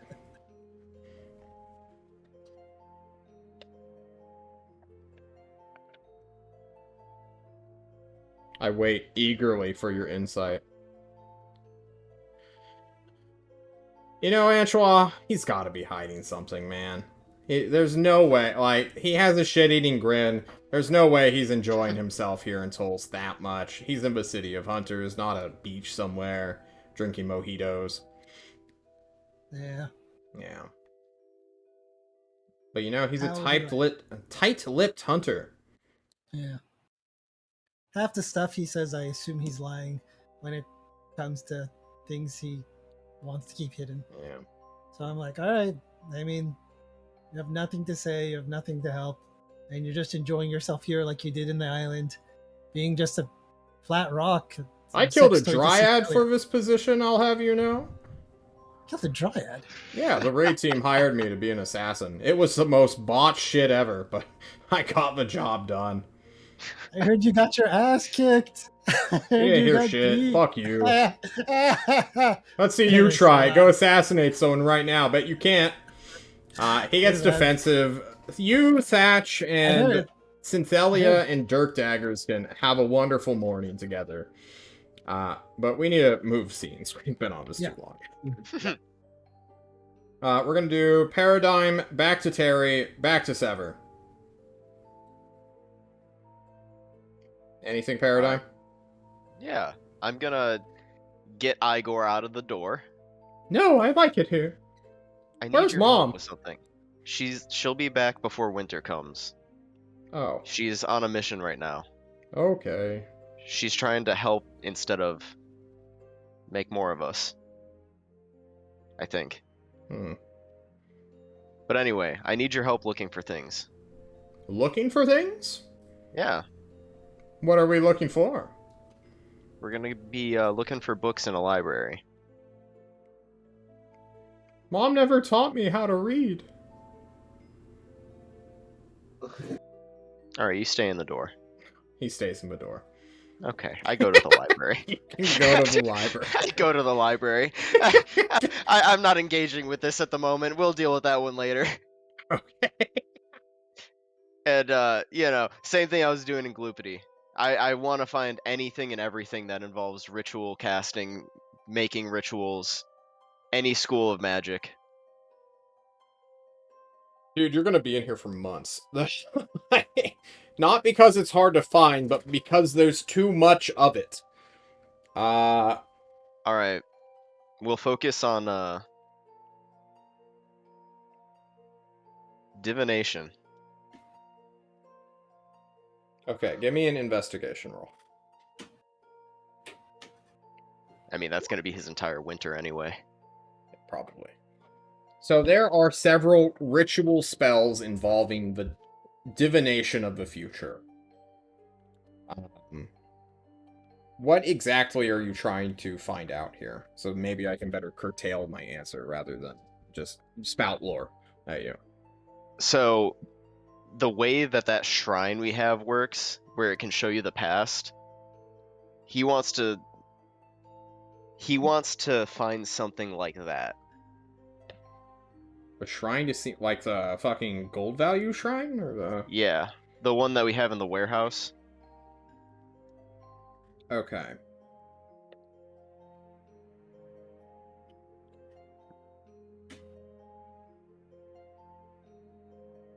With a 15, you will... How do I put this? Let me think for a second.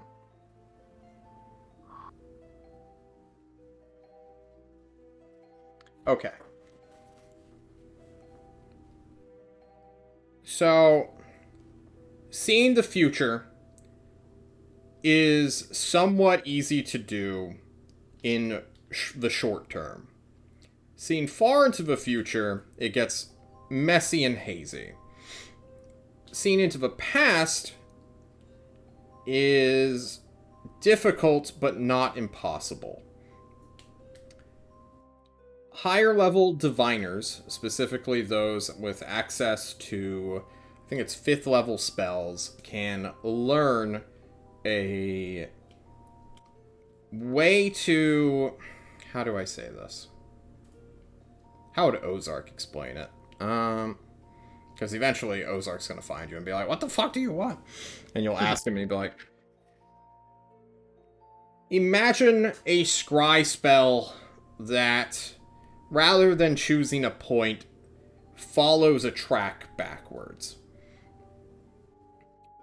And Ozark will pull out a bunch of threads that he just has on hand, wraps them around his finger, and makes a twisted little net of just small little threads. And he'll be like, alright, so imagine that all of these little threads are lives.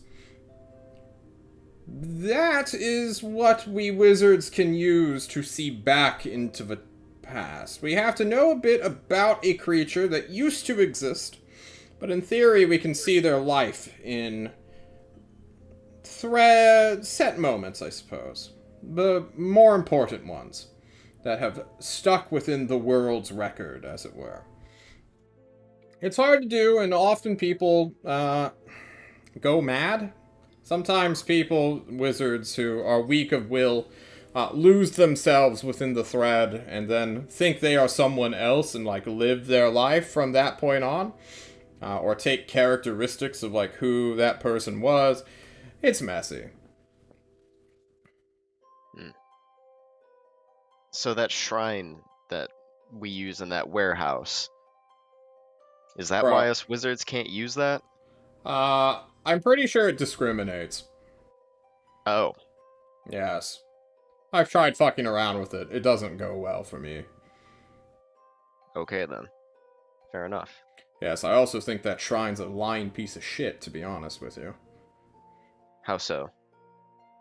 Well, when and he summons the threads back again, now more in an illusory form. When I do this shit, I find that oftentimes when one thread intersects with another, the entire thing becomes a jumbled mess. So then you have to go and look at that line to see where the fuck, what's the discrepancy here. But sometimes, like in battles, like ancient wars and stuff like that, it's damn near impossible to get the truth, or the true angle, of like what went down. Because there's too many things of note happening. And each person whose perspective, I suppose we assume, always sees the world in a different way. So, I have viewed two people who went into the same battle before, like, recently, not even long ago. And those dumb fucks literally cannot make sense of one another. It was literally one spirit beast. Somebody dropped a sword, man, like a +2 sword. And they're like, Ozark, come help me find the sword. He had it last, and in both, like, instances, the other person had the exact same sword. And then at the end of the battle, which was still a jumbled mess, it was gone. I had no idea what point at which it left. Yes. Anyway. So that shrine just omits information based on what you give it. I think it's just too accurate for it to be anything but false. Interesting. Well then. At least, that's what... I only hear what you guys hear, to be honest. We've had some other people fucking around with it and explaining what they saw. It's just weirdness. And like the lights, sometimes the lights are red, and then sometimes they're green, and then one time it was gold. And we're like, what is that? What do the lights mean? And we don't know. It could just be some fucking... something controlling that whole shrine's deal, showing what it wants to be shown. Maybe. That or someone's manipulating the visions, he says, narrowing his eyes. I narrow my eyes back at him. You both narrow your eyes at each other, squinty. Yeah. And then I go back to looking for a different one. But this time I want to... fun. I have to go deal with the greater chemical now. I'll be talking to you later. Yeah. Cool. Okay. I'll leave that alone. Okay. I start looking for conjuration rituals. You can try, but we're gonna move on from you for a little while. Okay. We're gonna see what Terry wants, and then I think we're gonna take a break and then do the Meza stuff. Because we've been at it for almost 2 hours now. Well, we've been at it for 2 hours now. All right. Well, Terry, I think is just he's had a unique perspective on that battle there, and he's trying to figure out how to write it down and make it epic. Basically, that's what he's doing for this first day. I think he's just like trying to figure out how to describe what he saw, even though he only saw like half of it. Mm-hmm. And eventually, I think the plan is to probably send that out to his editor. Editor? I don't think I have an editor. I'm a fan fiction writer. Damn it! Your club, your peers, my fan club. Yeah. Yeah.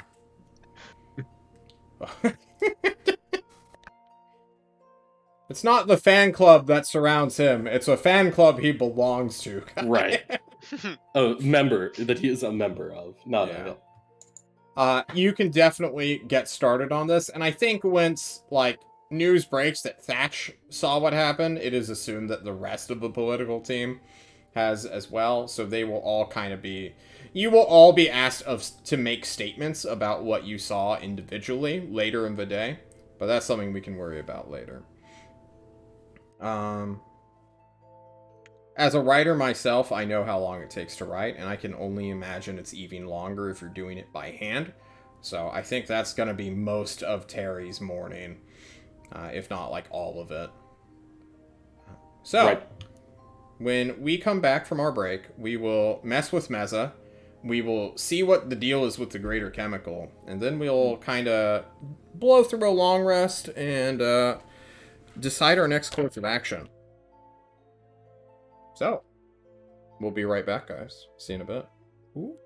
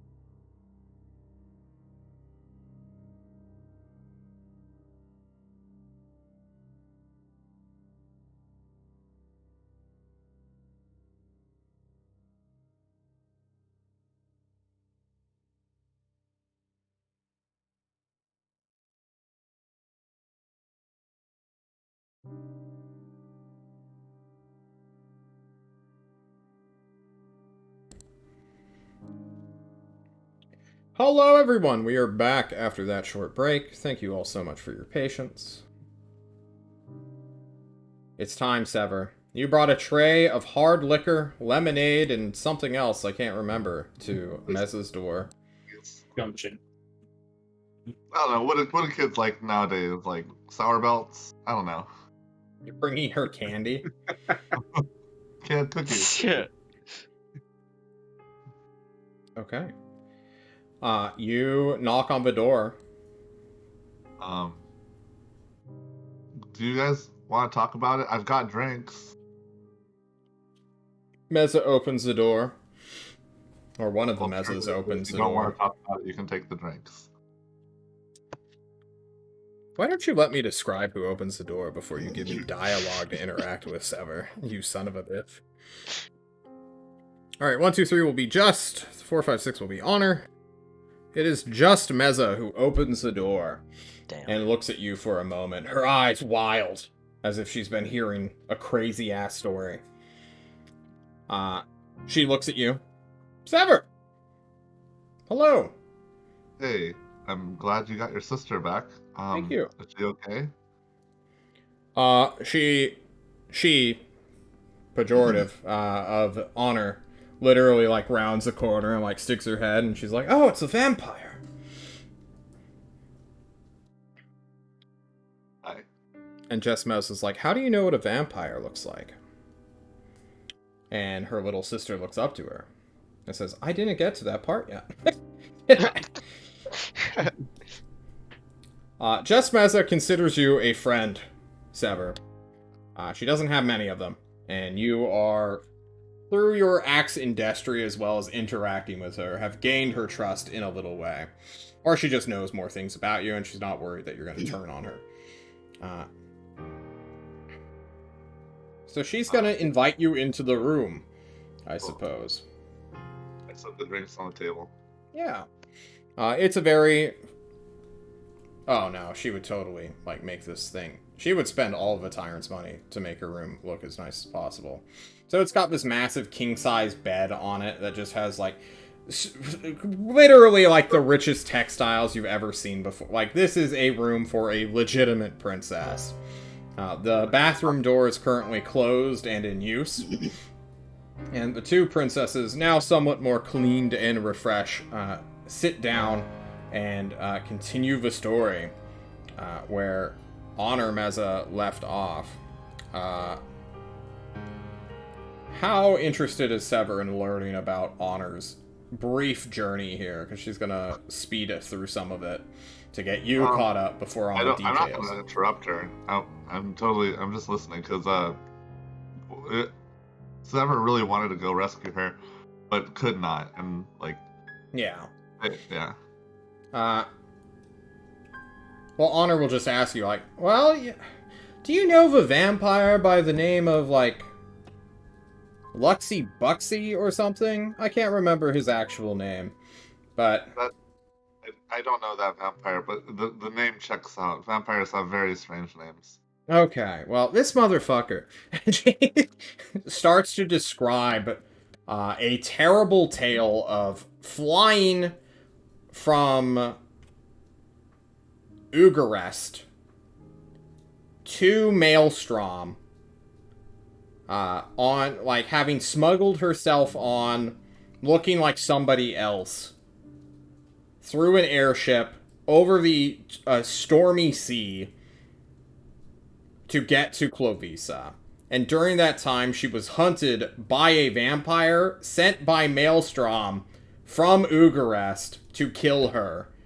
And she, along with the manservant you saw, whose name I believe is Dariel Darling Masters, managed to outsmart and fend off in, like, the most exciting nights of her life, to the point where she just won't shut the fuck up about it. And Meza, just Meza, is just like, you didn't even tell me about this. We weren't even at that part yet. Holy shit. Yeah, apparently they literally jettisoned him into the ocean. a like life raft that they were both sort of dangling off and like attached to get to the ocean while after he killed most of the crew of this fucking airship. They're like, we're gonna escape by the open ocean because we're gonna be safe there for some. She was basically just summarizing everything until this point. And then we grabbed this thick chain, and then we baited the vampire into attacking Dariel. And he lifted his leg, dodged the blow, cut the lifeboat from the airship. The boat went into the open air, and the vampire was balancing on it for a moment.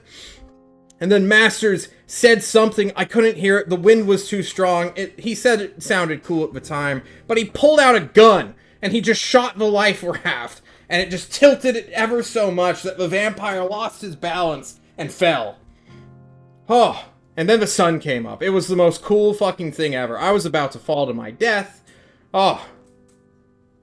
And then we clambered up. One of the survivors, a friend who helped us during the time, like, reeled us back in right before Maelstrom came into view.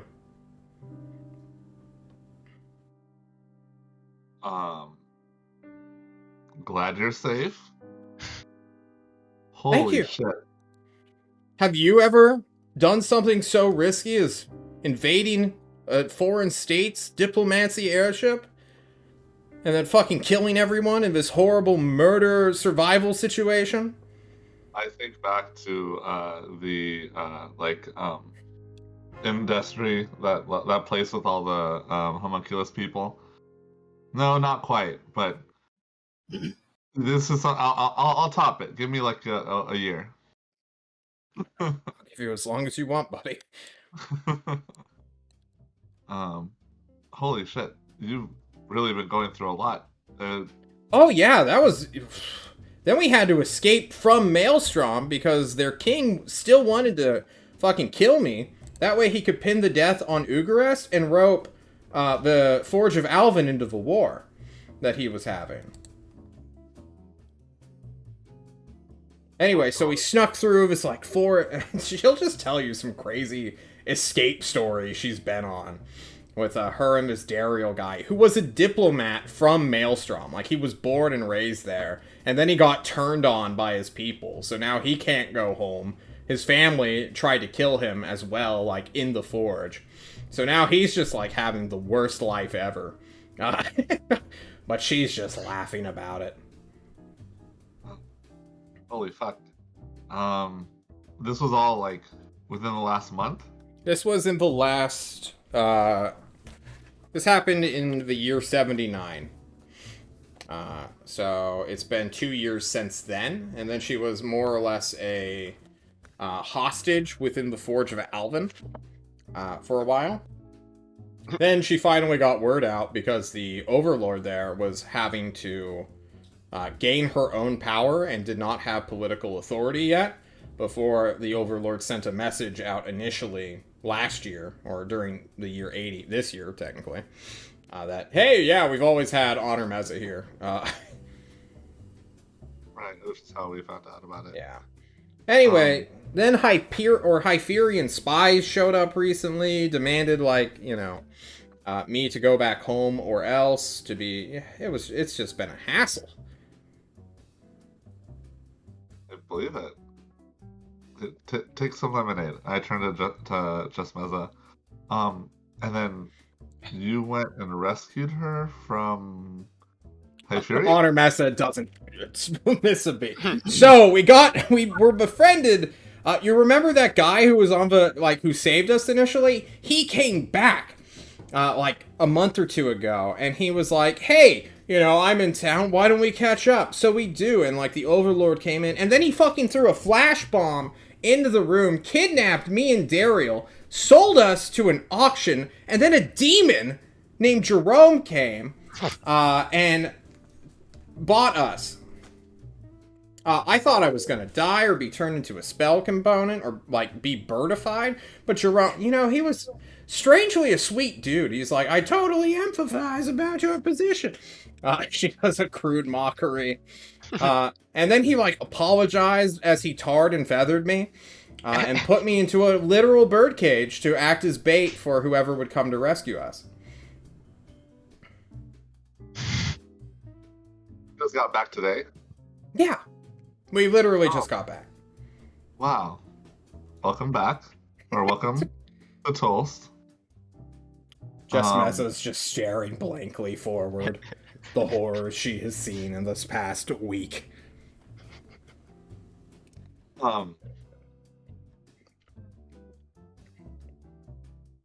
Your sister's been really worried about you.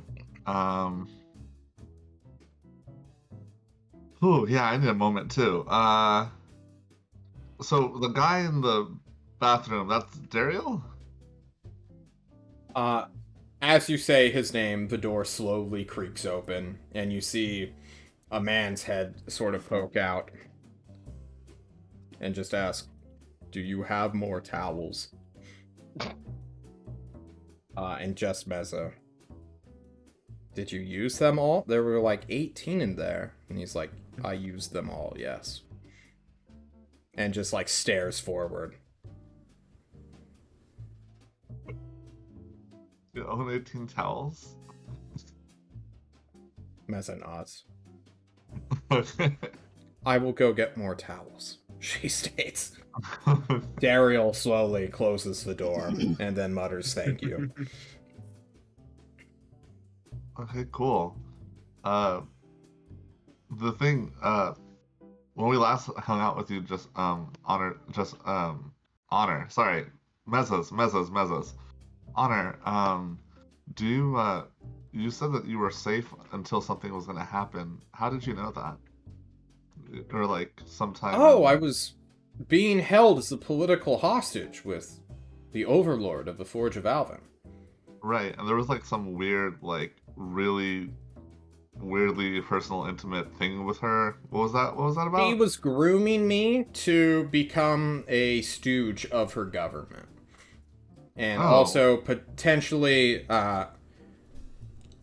she was waiting until Maelstrom was making her offers, and she was continuously raising the price to see how much she could get before selling me, basically. So she wanted you to be working for her, even though she was selling you to... Yeah, Maelstrom. exactly. We played games in higher society. You'll get bored one day, too. I'm sure. Yeah, political games are really not fun. You know, sometimes the easiest way is just like a bolt through the head, but apparently we don't do that anymore. Well, it's just rude. There's only so many of us who can play this game. Okay. It's just exciting, you know, like, you get sold off at like age 13 to like marry some dude who's in his 40s, and then you run away. Like, it's part of the whole game. You know, this was all kind of expected. Like, when I first left my home, like, I was just following after her, and she points to Just Meza, who went to a wardrobe to go and get more towels and give them to Daryl. Like, when she left, I was like, okay, well, cool, she's got magic and everything, probably just fucking teleport onto an airship, but I had to go fucking sicko mode, she states. And make some plays. That's what I did. Like, I didn't even speak Klovisa until, like, halfway through that journey, just eavesdropping on other people. Like, I was in a survival situation forever. I only have 5 hit points, she states. Right.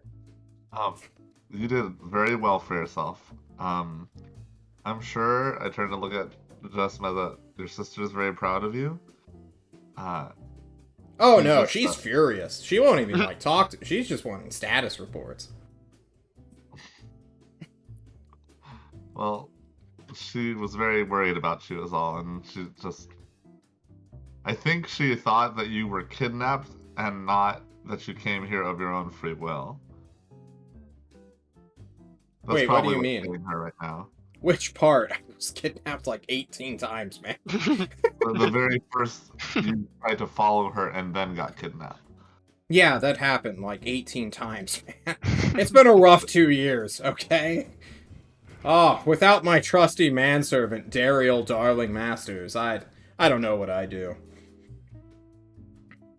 And you turn around to see Daryl Darling Masters slowly reach two very scarred hands out for the towels and just bring them. He looks like he has survived, not gone through a high classical adventure that this princess is describing. Should we'll see if he has a place here in Tulst for sure. Are you planning on staying here for a while, or do you think you'll go back to Hytheria? Oh, fuck that. Oh, no. Just Meza also agrees, like, no, she can't go home. Okay. Yeah. So are we just figuring out our next steps, or? Hey, Yeah, I wanted to know more about, like, the Jerome angle, because he's apparently here now. Yeah.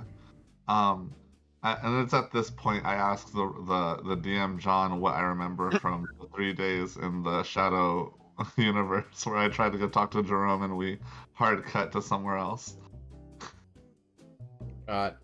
Nothing. You were literally teleported into a shadow dimension. Yeah. Alright. What, Cool. what do you mean? I tried to follow him into a shadow dimension and it just brain doesn't work no more. So I wish I could tell you why Jerome is here. Just Meza lets out a sigh. We'll figure it out. I'm gonna talk to the tyrant tonight about it. You guys good, by the way? Because nothing that she just said. I turned. Make that motion. Yeah. If you don't want, I mean, I just want to know if you guys are good or not. Honor, you don't even need to make an insight check. Honor is having the time of her life here. Like, this is a big fucking game to her. She ran away from home at 13. She's 15 now, on 2 years of adventurous high. Dariel Masters is traumatized, physically and mentally. And Just Meza is pissed. She's just angry for a lot of reasons. She doesn't want to get into them in front of her friend, because friends don't let their friends carry each other's anger. Well, thanks for talking with me. I hope the drinks are okay. We can just hang out until later. Yeah, sure. Cool. I'll try and tell some stories of my own. I'll tell them about I'll specifically talk about Paradigm and about how he sold his memories to a Fae, and how, like, for a while he was starting to turn over a new leaf, and then the Fae came back and gave him his memories back because they were too sad. Honor will listen attentively, riding an adrenaline high. You don't even know if it can truly end. Just Meza will go to sleep at some point and, like, rest for the day, having done her own adventure, which she's not even willing to get into yet. Mm-hmm. And Dariel Masters will not leave the bathroom. He is likely using all of the towels to make bedding on the bathroom floor or in the tub or wherever, and is just gonna sleep there. When he comes out, no one is certain, but he needs time to decompress like a fucking feral cat. And we can move to the evening / later day. Eventually you guys will want to talk to Tyrant, right? Mm-hmm. I know Did Andrew get a chance to do anything other than getting shanghaied into mine? You shanghaied him into yours, so no. Okay. Sorry. The evening will come, though. Or the afternoon. If Antoine has things he wants to do, I'm not against them.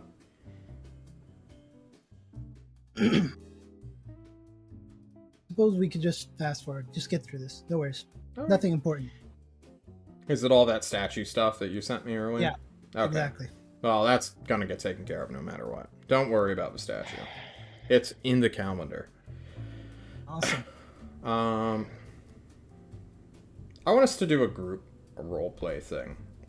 Paradigm has all the time in the world to research conjuration. We'll get to his stuff some other time, during the long rest.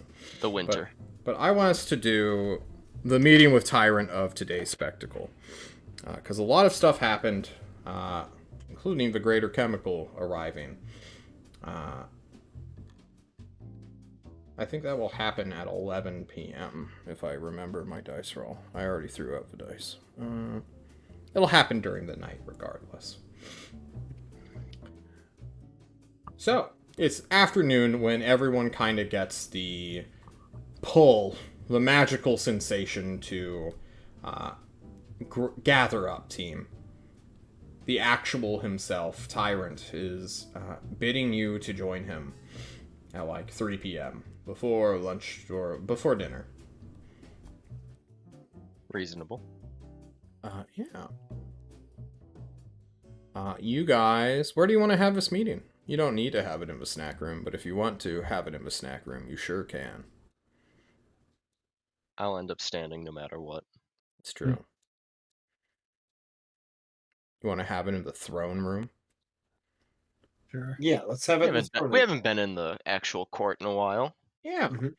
The throne room has been cleared out. There has been a call for an early day of breaks to be had.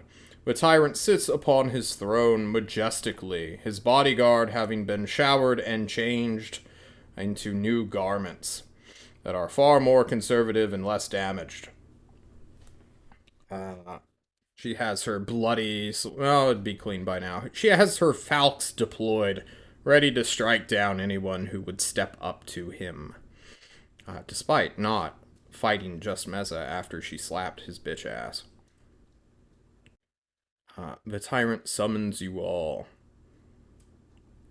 As John finds music, not the highway.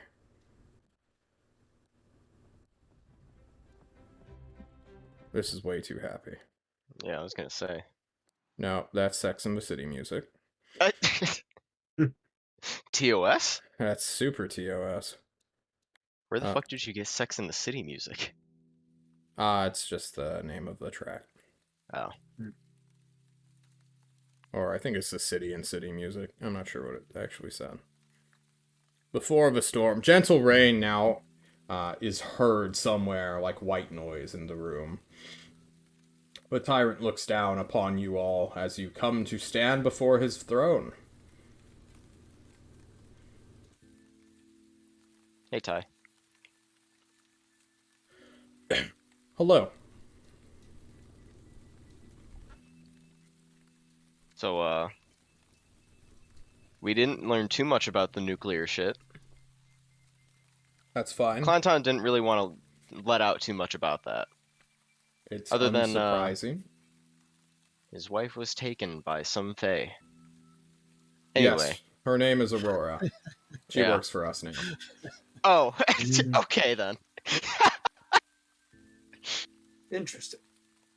So, Antoine is gonna learn how to smith mithril under the tutelage of Clowntown over the winter. You are paying him money, I hear. And art. Art? Oh, not the original Bogan. Yes. The original Bogan. Okay. That's a collector's piece, so... I think that was the only way we were actually going to get... I don't think he was going to take anything less than... You likely... If he asked for monetary value, you probably could have just offered him the painting. And he would have accepted it. Rather than the additional 20,000 gold, I believe, is what you put down in this contract that I'm looking over right now. We would love to get advice on how to deal with Clowntown before we left. But unfortunately, you were busy. I sure was. I also didn't know what he wanted, so... 2,000, 12,000 gold. Oh, okay. That's not nearly as bad. He just writes off, just completely ignores life-changing wealth. Like, oh yeah. Just a casual $1.4 million or so worth of... And then an literal ageless portrait made by a... Probably magic in some way. It's fine. It's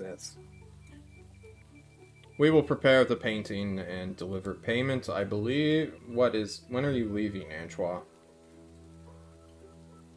For 3 months, I have to be there. Yeah, but Up to a when? year.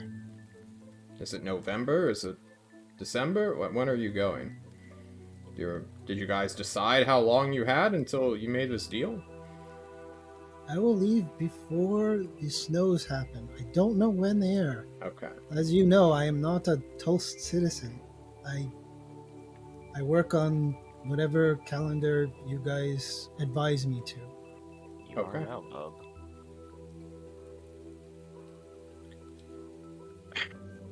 Sounds good.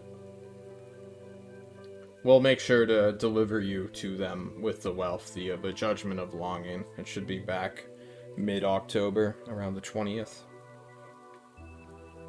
That's what Irithil has estimated.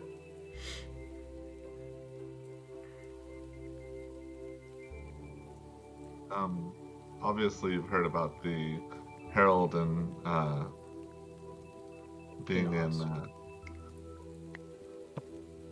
Arsenal. Blinding Light? No. Forge of Forge Alpha. of Forge of Alpha. Alpha. I have. Terry, you were raised within the cults there in the City of Blinding Lights, correct? Sure. Did you feel any sort of connection to this being, this deity? As if you had to listen to her? Like you were commanded? No, I didn't. Okay. That's weird. Another spy in our midst. No, I believe him. It was theorized that the people in Destry were under mind control. And we have been telling everyone that. I look at Sever. Mind control, huh? Sever What are you looking at has me the for? blur spell cast upon him, it appears. I don't know what happened.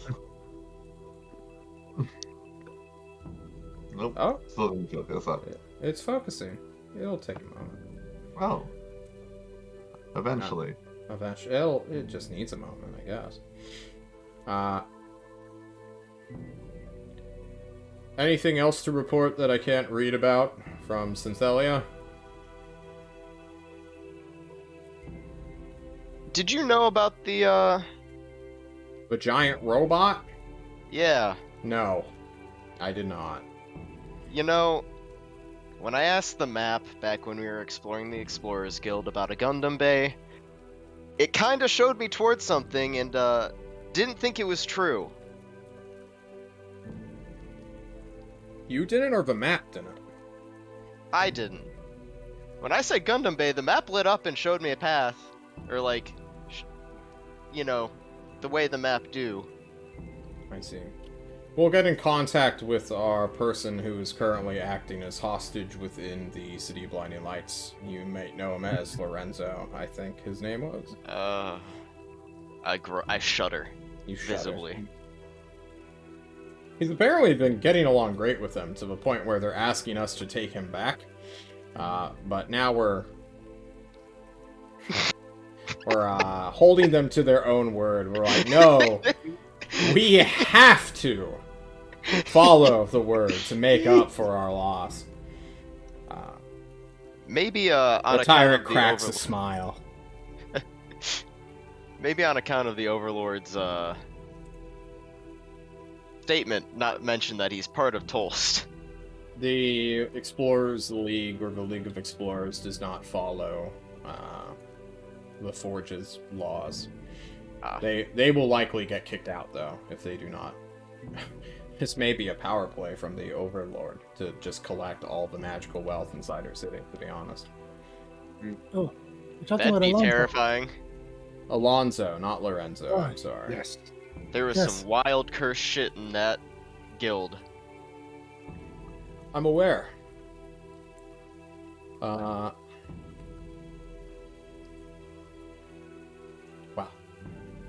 Time will tell.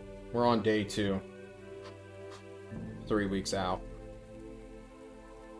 19 more days to get more information before a decision must be made about the forge. Besides, our hands are full right now. We can't.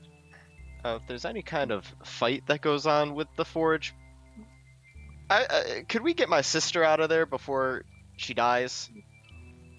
Historically, the forge has never declared war on anyone. Not even Maelstrom would pick a fight with them. We have no... We're... Logistically, we cannot attack them, nor do we have a reason to. Alright. I This tried is more convincing her to just- come to Tulst, but she didn't want, I don't think, to do that. That's unfortunate. Yeah, I got my brother here. Any idea when the wizards are coming back from New Ulithil? The same with the Judgment of Longing. Ah, on okay, the good. 20th. Yeah. That Piddle's wet spot, man. He's gonna be in so much fucking... Oh. Is that the Oh, tyrant actually talking? Yeah. Oh, yeah. Did you guys not hear? I was gonna What? offer him to Randy. Oh, Do tell Randy. Do tell me, About what's Randy. this? Yeah, my Ioun stone went dead. Yeah. Randy was a temple of Hephaestus, if some of you remember, the Lich Wizard of Wizardry. Or the Lich of Wizardry. I guess. The Lich Wizard. Ozark? Before Ozark. Ozark took over his throne, from what he tells me. Or position. Sure. Either way, Hephaestus is workshop with, well, he points to Antwal. Antwal could fill you in more, I suppose. He's been the most interactive with this thing. Has come fully operational and has flown 50 miles outside of Alcazan. Sorry? Most people don't see it. I have commanded him to stop. As soon as he entered our range and was detected, we told him to stop. But he is several thousand feet in the air, so most airships won't see him. We're kind of working on throwing some permanent weather effects just in that area to make it look different. But So that happened flying- like 4 days ago. So a flying temple is coming this way, huh? It was heading straight towards us until Celeste intercepted it and carried my will with her. How did it become active? Did you give it money? Did someone give it money? You'd have to ask the Discovery team. Or Runt. You know Runt. He's back. He's back Yeah. from Maelstrom. Runt doesn't have 1 cajillion billion. I think it was 1,000,000 Gold billion, pieces? is what he said. And we're like, that's impossible. He was like, Yes. So what did they give him? I don't know Knowing, yet. like Antrod, like he's knowing the answer. Which but one he's- knows? He Yeah. probably just knows that Piddles is there or here coming back. You know, it just wants him. Something like that. From what I understand, a deal was made between them and a Sil, or a Cilia, or someone, for an Eternium crystal. I'll put my hand on Antro's shoulder. The temple got it first. I'm sorry. Eternium crystals are elemental cores. Just ever kind of whispers to Antwa. What if it makes a new volcano? A new Mokapuni? The only thing that we know for certain is the temple more or less declared to the Discovery team, and I quote, "Infinite power!" upon receiving the gem. It is now demanding Piddle's Wet Spot's head/brain to get the codes to free it from its servitude to Piddle's Wet Spot, who betrayed it. We're hoping that once Piddles, we either force him or heavily imply what we'll do to him if he does not release these codes, Randy will fall in line, or will be able to snatch the master codes to him, or we'll just do that. And we'll just have Randy work for us. That crystal. I'm sorry. Continue. No, that's it. That's all I was going to say. Okay. I was going to say, that crystal, Mokapuni property, still had no right to give that away. Wasn't it gifted to him by the elemental itself? He robbed that from the corpse of the elemental. You'll have to take it up with him. No offense, Antoine, but I have a lot going on here. Do you want me to give you contact with him? Like, he has a home here, a residence, where he is illegally making moonshine. I could, if you want, like, petty revenge, I could send some auditors to his house. Just, like, get him kicked out of a neighborhood. The homeowners association, do you want me to contact them? The HOA. My only business with Sil was with that Eternium crystal. He had it in his possession, or as I hear, no longer in his possession. I have no interest in Sil now. Okay. He kind of leaves that open. Kill Randy. Oh, things are coming in his mind. Do you not serve the new elemental of New Mokapuni / Shershore? I was told this was the case. That's hence your entire face being covered in clay. Oh. I serve all the gods, all the primal elemental gods. They are all here to protect us. Every single one. We are merely ants in their world, in their universe. We live off of them. And he kind of goes on to the kind of the feelings on how they protect us, and how they shelter us, and how they go through. You give your spiel that no one really cares about. We goes on the Book of Mormon. Yeah. We get it. You're a naturalist now, Antoine. Calm down. This is a business meeting. But anyways, yeah. Okay. I think Thatch will speak up at that point. Now that we have secured a deal with Clowntown, then Ancho will be learning how to smith mithril, hopefully other metals. Is Toast able to obtain some materials? Yeah. For when he achieves this. Wonderful. Don't worry about it. Well, we have platinum that we can offer if needed. I know that there's platinum? mithril in this. We have quite a bit. 1,600 pieces. It's what, like 8 pounds? 32 pounds. Oh. I'm sorry, I never went to school. He tells you. Somewhat embarrassingly. Fun fact, I mean, hunters do not get formal educations, guys. They go to combat schools because, like, if he was raised as a hunter under Ozark, he does not know how to really do math. Or quick calculations. Ozark, the Lich Wizard of Wizardry, didn't teach his son math. He didn't, no.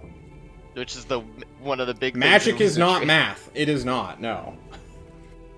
Oh, never mind then. Yeah. It's a different it's its own thing, right?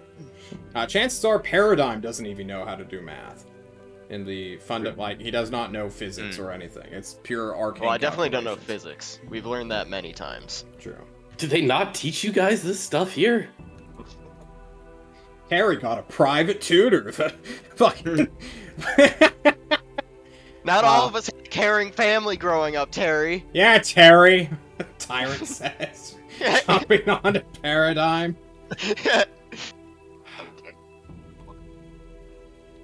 What was that, Severin? We couldn't hear you. You were too far away.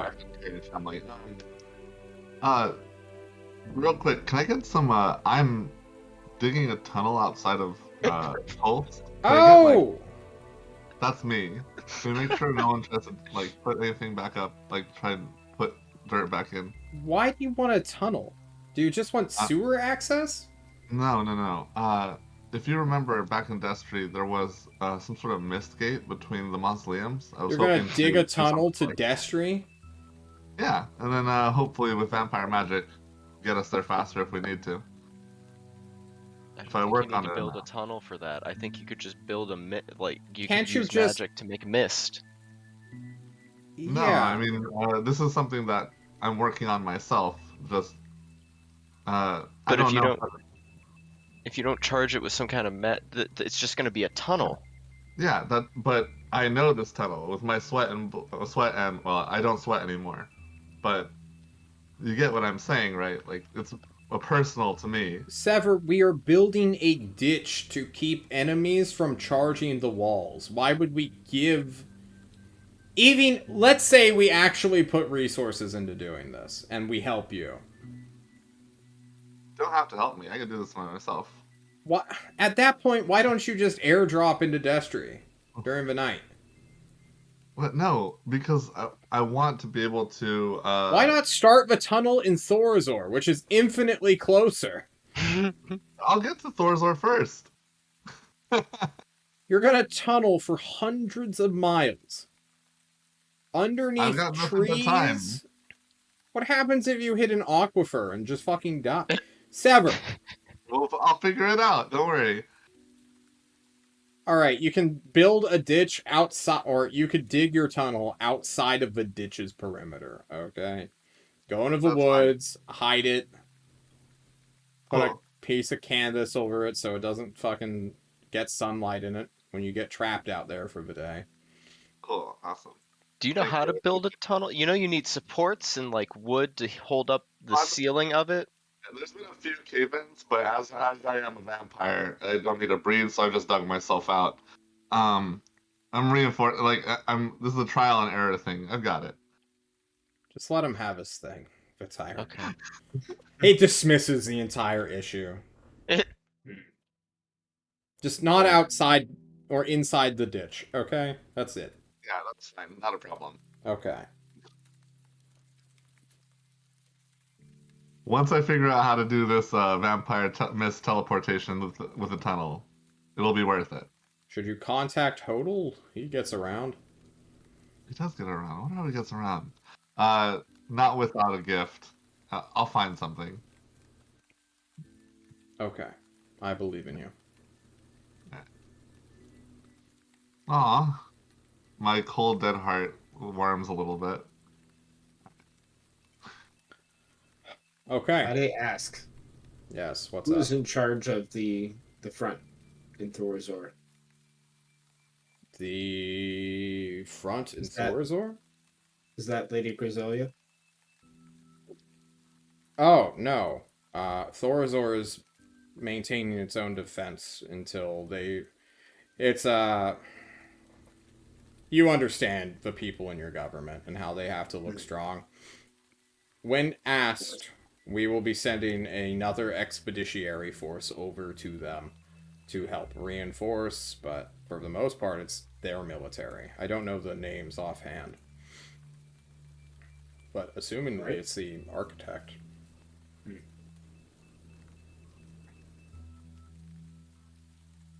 This entire time, Thatch has been observing Citra. Does she still have the wild, crazed look in her eyes? No. She's just looking at you guys. Sort of in one set direction to keep all of you in her periphery. Hey, can I try to discern some things about her combat abilities? Oh, with your fighter thing? Mhm. Okay. I was about to say, that was the most poor attempt to say, can I roll an insight, John? But you can use your No. fighter thing, totally. Can you click it for me? Of course. It's been at least 1 minute. Interacting with another creature outside of combat, you learned certain things, blah, blah, blah. Okay, what do you... 2 of the things you can ask. Which do you want to know? I would like strength score, and con score. Strength score and con score. Let me go to I have. the character sheet. I think I think I learn if I'm equal, superior, or inferior to it, and I have 18 in both. You... Hang on. I need to literally pull up Tyrant's Bodyguard character sheet. You have... What? You have 18 strength? Yes. She is superior in strength and inferior in constitution. Got it. She's as strong as a horse. Strength is not just muscle mass, right? It's like part of that internal will and knowing how to use your body. So although Thatch looks physically stronger, she clearly knows how to use what she's got better. Which I believe know your enemy would make. Like, it does not say muscle mass, right? It says strength. Totally makes sense. Okay. Is that all we needed to talk about? The Tyrant asks. Well, now we need to go do something for the rest of the month, right? Yes, November is the cutoff. Or, November is when winter comes. All of the Reddit links in the world. I look for the rest of our group. Do you want to just go exploring around the area and come back? We don't have a lot of money for an airship right now, right? We just gotta get Antwa back. I've actually been talking with some people about that. Thorazor has been rethinking some things after seeing Xenos' betrayal. They have interests and they want to be as strong as they can be and as most efficient as any military can be, like any other military ones. They may be able to be persuaded to let us test faults in their new experimental tech. They have recently been at works with a small, near limitless range, but also slower airship, known as like the Squad Squawker, I think is what it's being called. Apparently the word Pelican was apparently copyrighted by Eucharist, or a different franchise group, I'm not sure. But it's like a bird. For us to test their airship, this is definitely something that we want to be able to test, yeah. Well, it hasn't been made yet, is the real thing. Like, physically it has not been manufactured. It'll supposedly be... The first prototypes will be made in November. Any materials? Is that where we come in? No, it's just time. It's labor hours. Making airships are fucking hard, guys. There's a lot of fucking parts that go into those things. It's not just a balloon and then a basket underneath it. Alright. Just, I feel like there's probably a lot of places outside of Tulst if we just go ranging that we can find and maybe come back with some artifacts or something. As an idea. We've got 1 month before we're shut in here for good. How about we go to Randy? Bet there's plenty of artifacts in there. Yes, but we need Keeps passage. them in an extra dimensional area. What? Easy. What? Pardon? What? Confused. I thought he was at the pyramid or the temple. Are you talking about the temple, or are you talking about Elemental Randy? Which Randy are we talking about? Yeah, there's. I thought we were Randys talking about here. the druid. I know Who's he the- has magical items in his guts. I don't remember when we went to go get the fucking cleaver or the essence, whatever that shit was. He kept that shit in the 4th dimension or something. Well, I'm not interested in the cleaver. I'm interested in pyramid. You want the crystal? Just say it. The elemental crystal? Look, no one wants Randy floating around. We want him Once floating it around. kills. Yeah. The ones that kill fiddles, right? Oh wait, We is don't the know tyrant what here? Randy is capable. Yeah, the tyrant's No, talking to we're you still right standing now. right Well, that I gave up my idea. Well, okay, well then. We want Randy. Can This you thing keep could be a your boon. seditious thoughts in check before your leader, please? Ugh. If you want an Eternium crystal, Antra, we can just go kill an elemental. I am so gonna shock you. if All you right, say Mister. one I didn't time. fire an arrow into a tornado. I do have a question, actually, the tyrant asks. Specifically, Antoine. I thought the whole purpose of you getting in contact was with the elemental that is currently touching your face, was to take that to Mokapuni. Was I mistaken?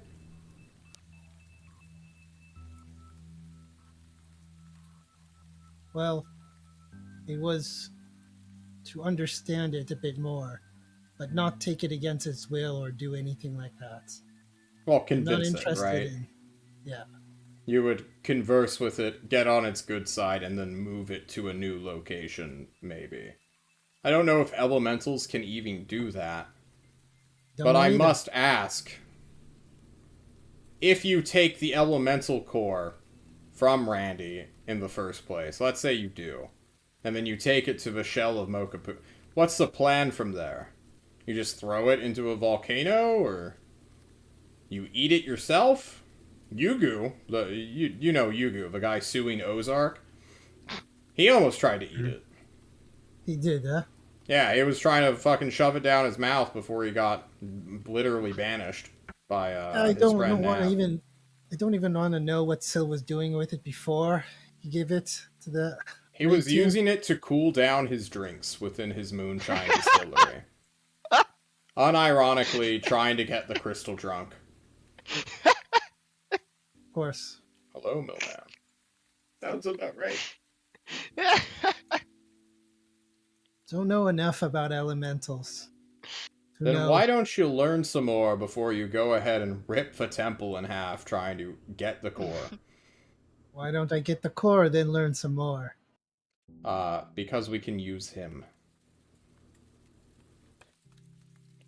Antoine, I don't care if, like, at the end of this war, if we dismantle Randy and we get that core as your gift, I will give it to you.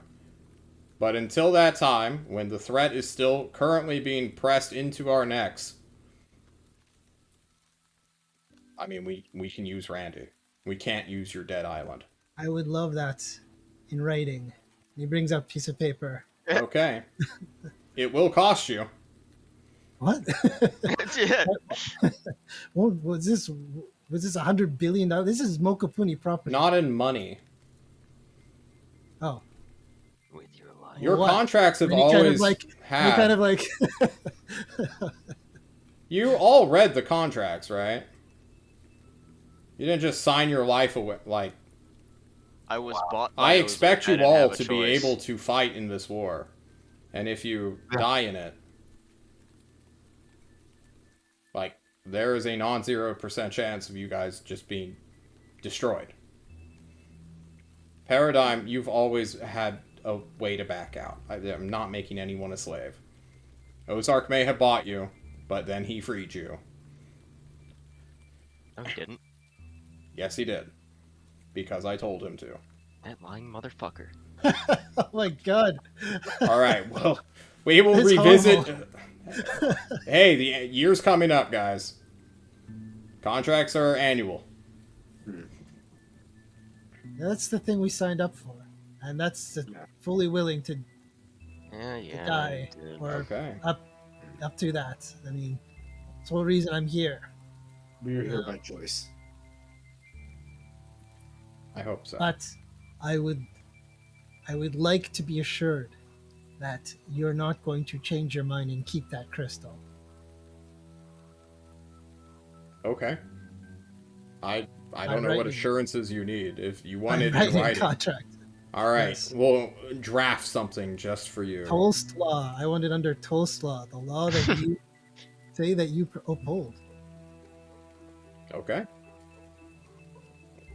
Speaking of Ozark, Do you know why he's being so weird about that sword we gave him? Or should I say Thatch gave him? Oh, the sword that kills vampires really good? I wonder, he says, looking at Sever. Yeah, if the bad bagels don't really like me, I don't know. I might need to look at that. Maybe. And when the time comes for someone to attune to it, this isn't the first item we're keeping on reserve. He was just being weird about it. If he just wanted to say that we couldn't have it now, that's fine. But he was just acting like it didn't exist. Yeah, that's Ozark for you. That's Ozark, yeah, he just does that. He's a wizard. He's an asshole. He points to Antoine and the horse. Like, I point at me. I'm sorry, Terry, but I'm also so happy you never had to interact with the wizard until you were an adult. Yeah, look how slowly Antoine nod. turned out. Look how I turned out, he says, and he just shakes his head. Yeah, this is interesting, but I'm gonna need that form by tomorrow, by the way. Oh, okay, making demands. Big Dick Antoine over here. Fuck off. All of you are dismissed. Go, leave. I'm like, peace out, and then mentally I'm like, don't ask about what happened with Just Mezzo? Question mark. Can he respond? No, he can't respond. So that'd be a thumbs up or a thumbs down. He does not give either, and he just looks at you in confusion. Okay, Like, off. why don't you just use your words? Oh, I'm sorry. Okay. Why did Just Mezzo slap you in the face? Oh, okay. Come visit me later. Oh, okay. I guess maybe it's something I should have asked you telepathically then. Yeah. And turn and walk off. Okay. You turn and walk off. Cool. The tyrant waves goodbye. You all can start your long rest. Terry, Paradigm, why don't you go ahead and set your XP to whatever it is for level 8. Just the number 1, no extra. 34k. It's 34 for level We 8. completed a mission, you guys. It is. Yeah, do we get Team XP for finally getting a Master Smith? Or will we get that when Antoine comes back? You guys still haven't technically gotten a Master Smith. Mm-hmm.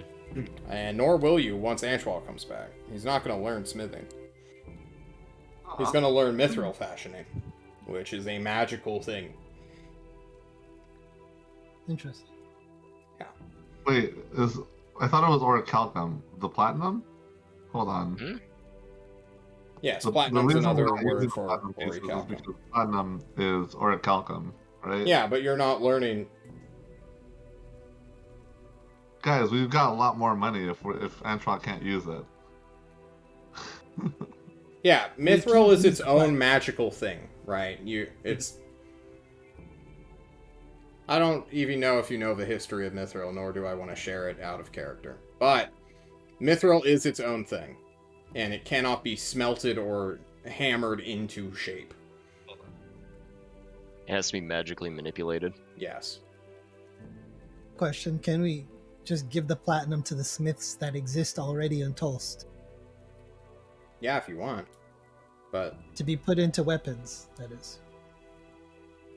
if there's no goal in mind, you might as well just keep on to it. Because they're not going to do anything with it immediately. And you may need that resource later. I'm rolling for hit points again, right? Now that I've gone past 7? Yes, you are. Okay. You'd roll fighter or wizard, depending on what you want to level up. Do you want to start casting spells again, or are you fully going into Eldritch Knight now? I need magic, John. I need magic. Do you hate your multi-class? Do you want to go back to being a wizard? I miss magic. I know you do. But at least since I have some lighter levels, I can do something with my life again. I can survive something. We will see. Okay, we have roughly 5 minutes if someone wants to do an activity so that we can sting us out till next time. hey, I'm gaining a level. I should probably do a thing to justify it. Yeah. If you So want. I think what Terry is doing is he's basically taking all the stories from our team and he's working on how to sort of propagandize them to make us look better. Ugh.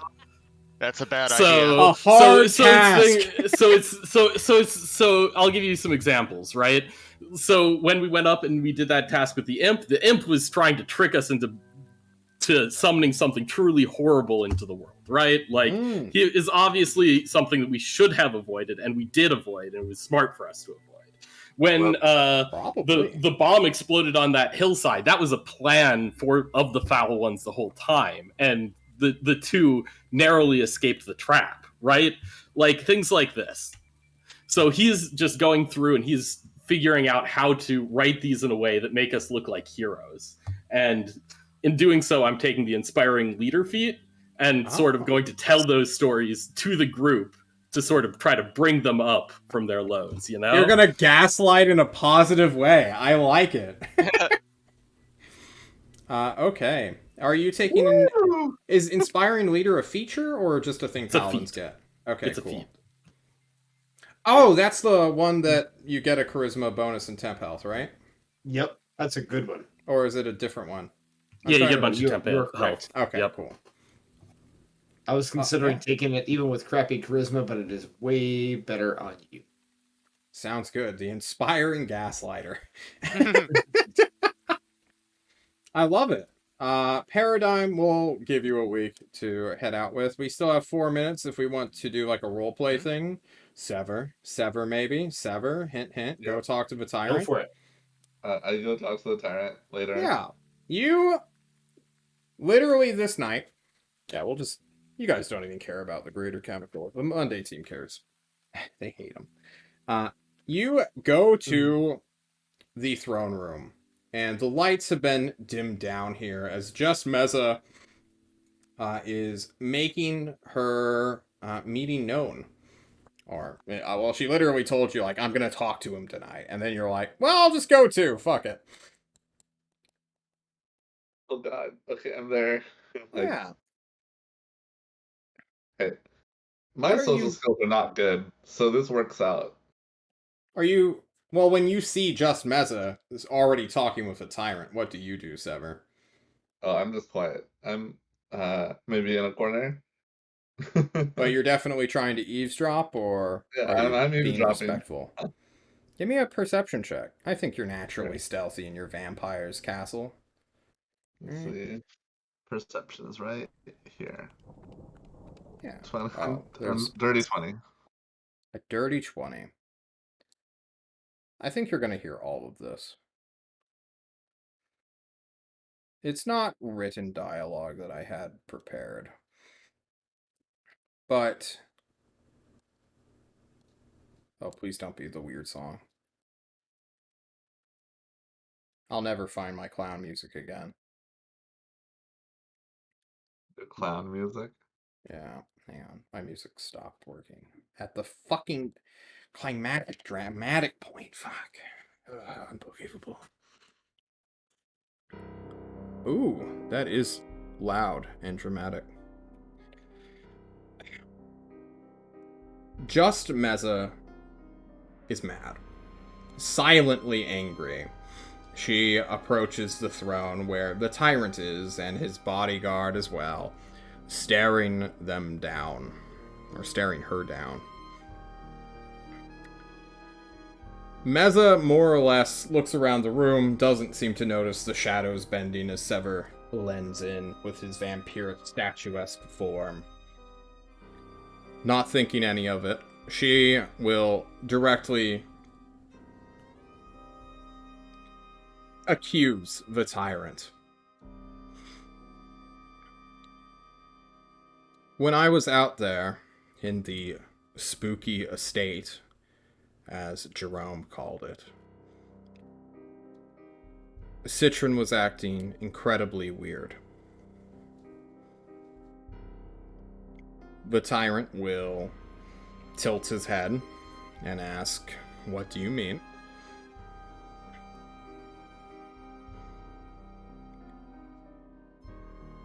she was acting with far too much intelligence.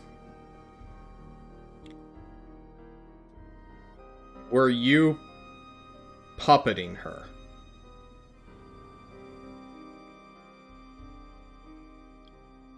The tyrant straightens himself, lets out a sigh, and stands to look Meza directly in the eye. Or I guess tower over her, truly. If she is at the base of his ascended throne. He will outright tell her, yes.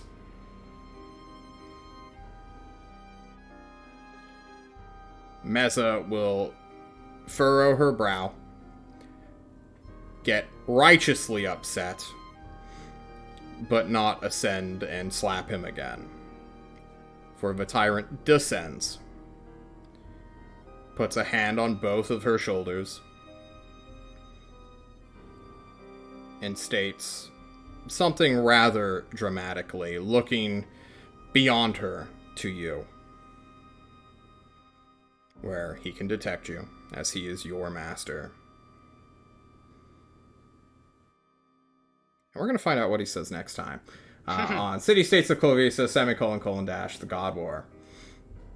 Guys, thank you all so much for joining us. If you did, if you're in the VOD, I hope you had fun skipping around. Anything you guys want to say or call out as we end this session?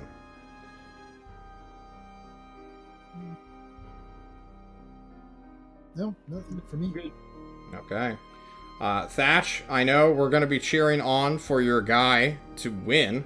So if you want to throw that in my Discord as well as your own, go right ahead. Sure will do. Okay. We will be back next Monday. Until the time that I am told to get kicked out of this house. Or until we hit episode 52, which will be our cutoff. So, see you guys later. just don't fucking die. Fuck. It's Loser. Okay.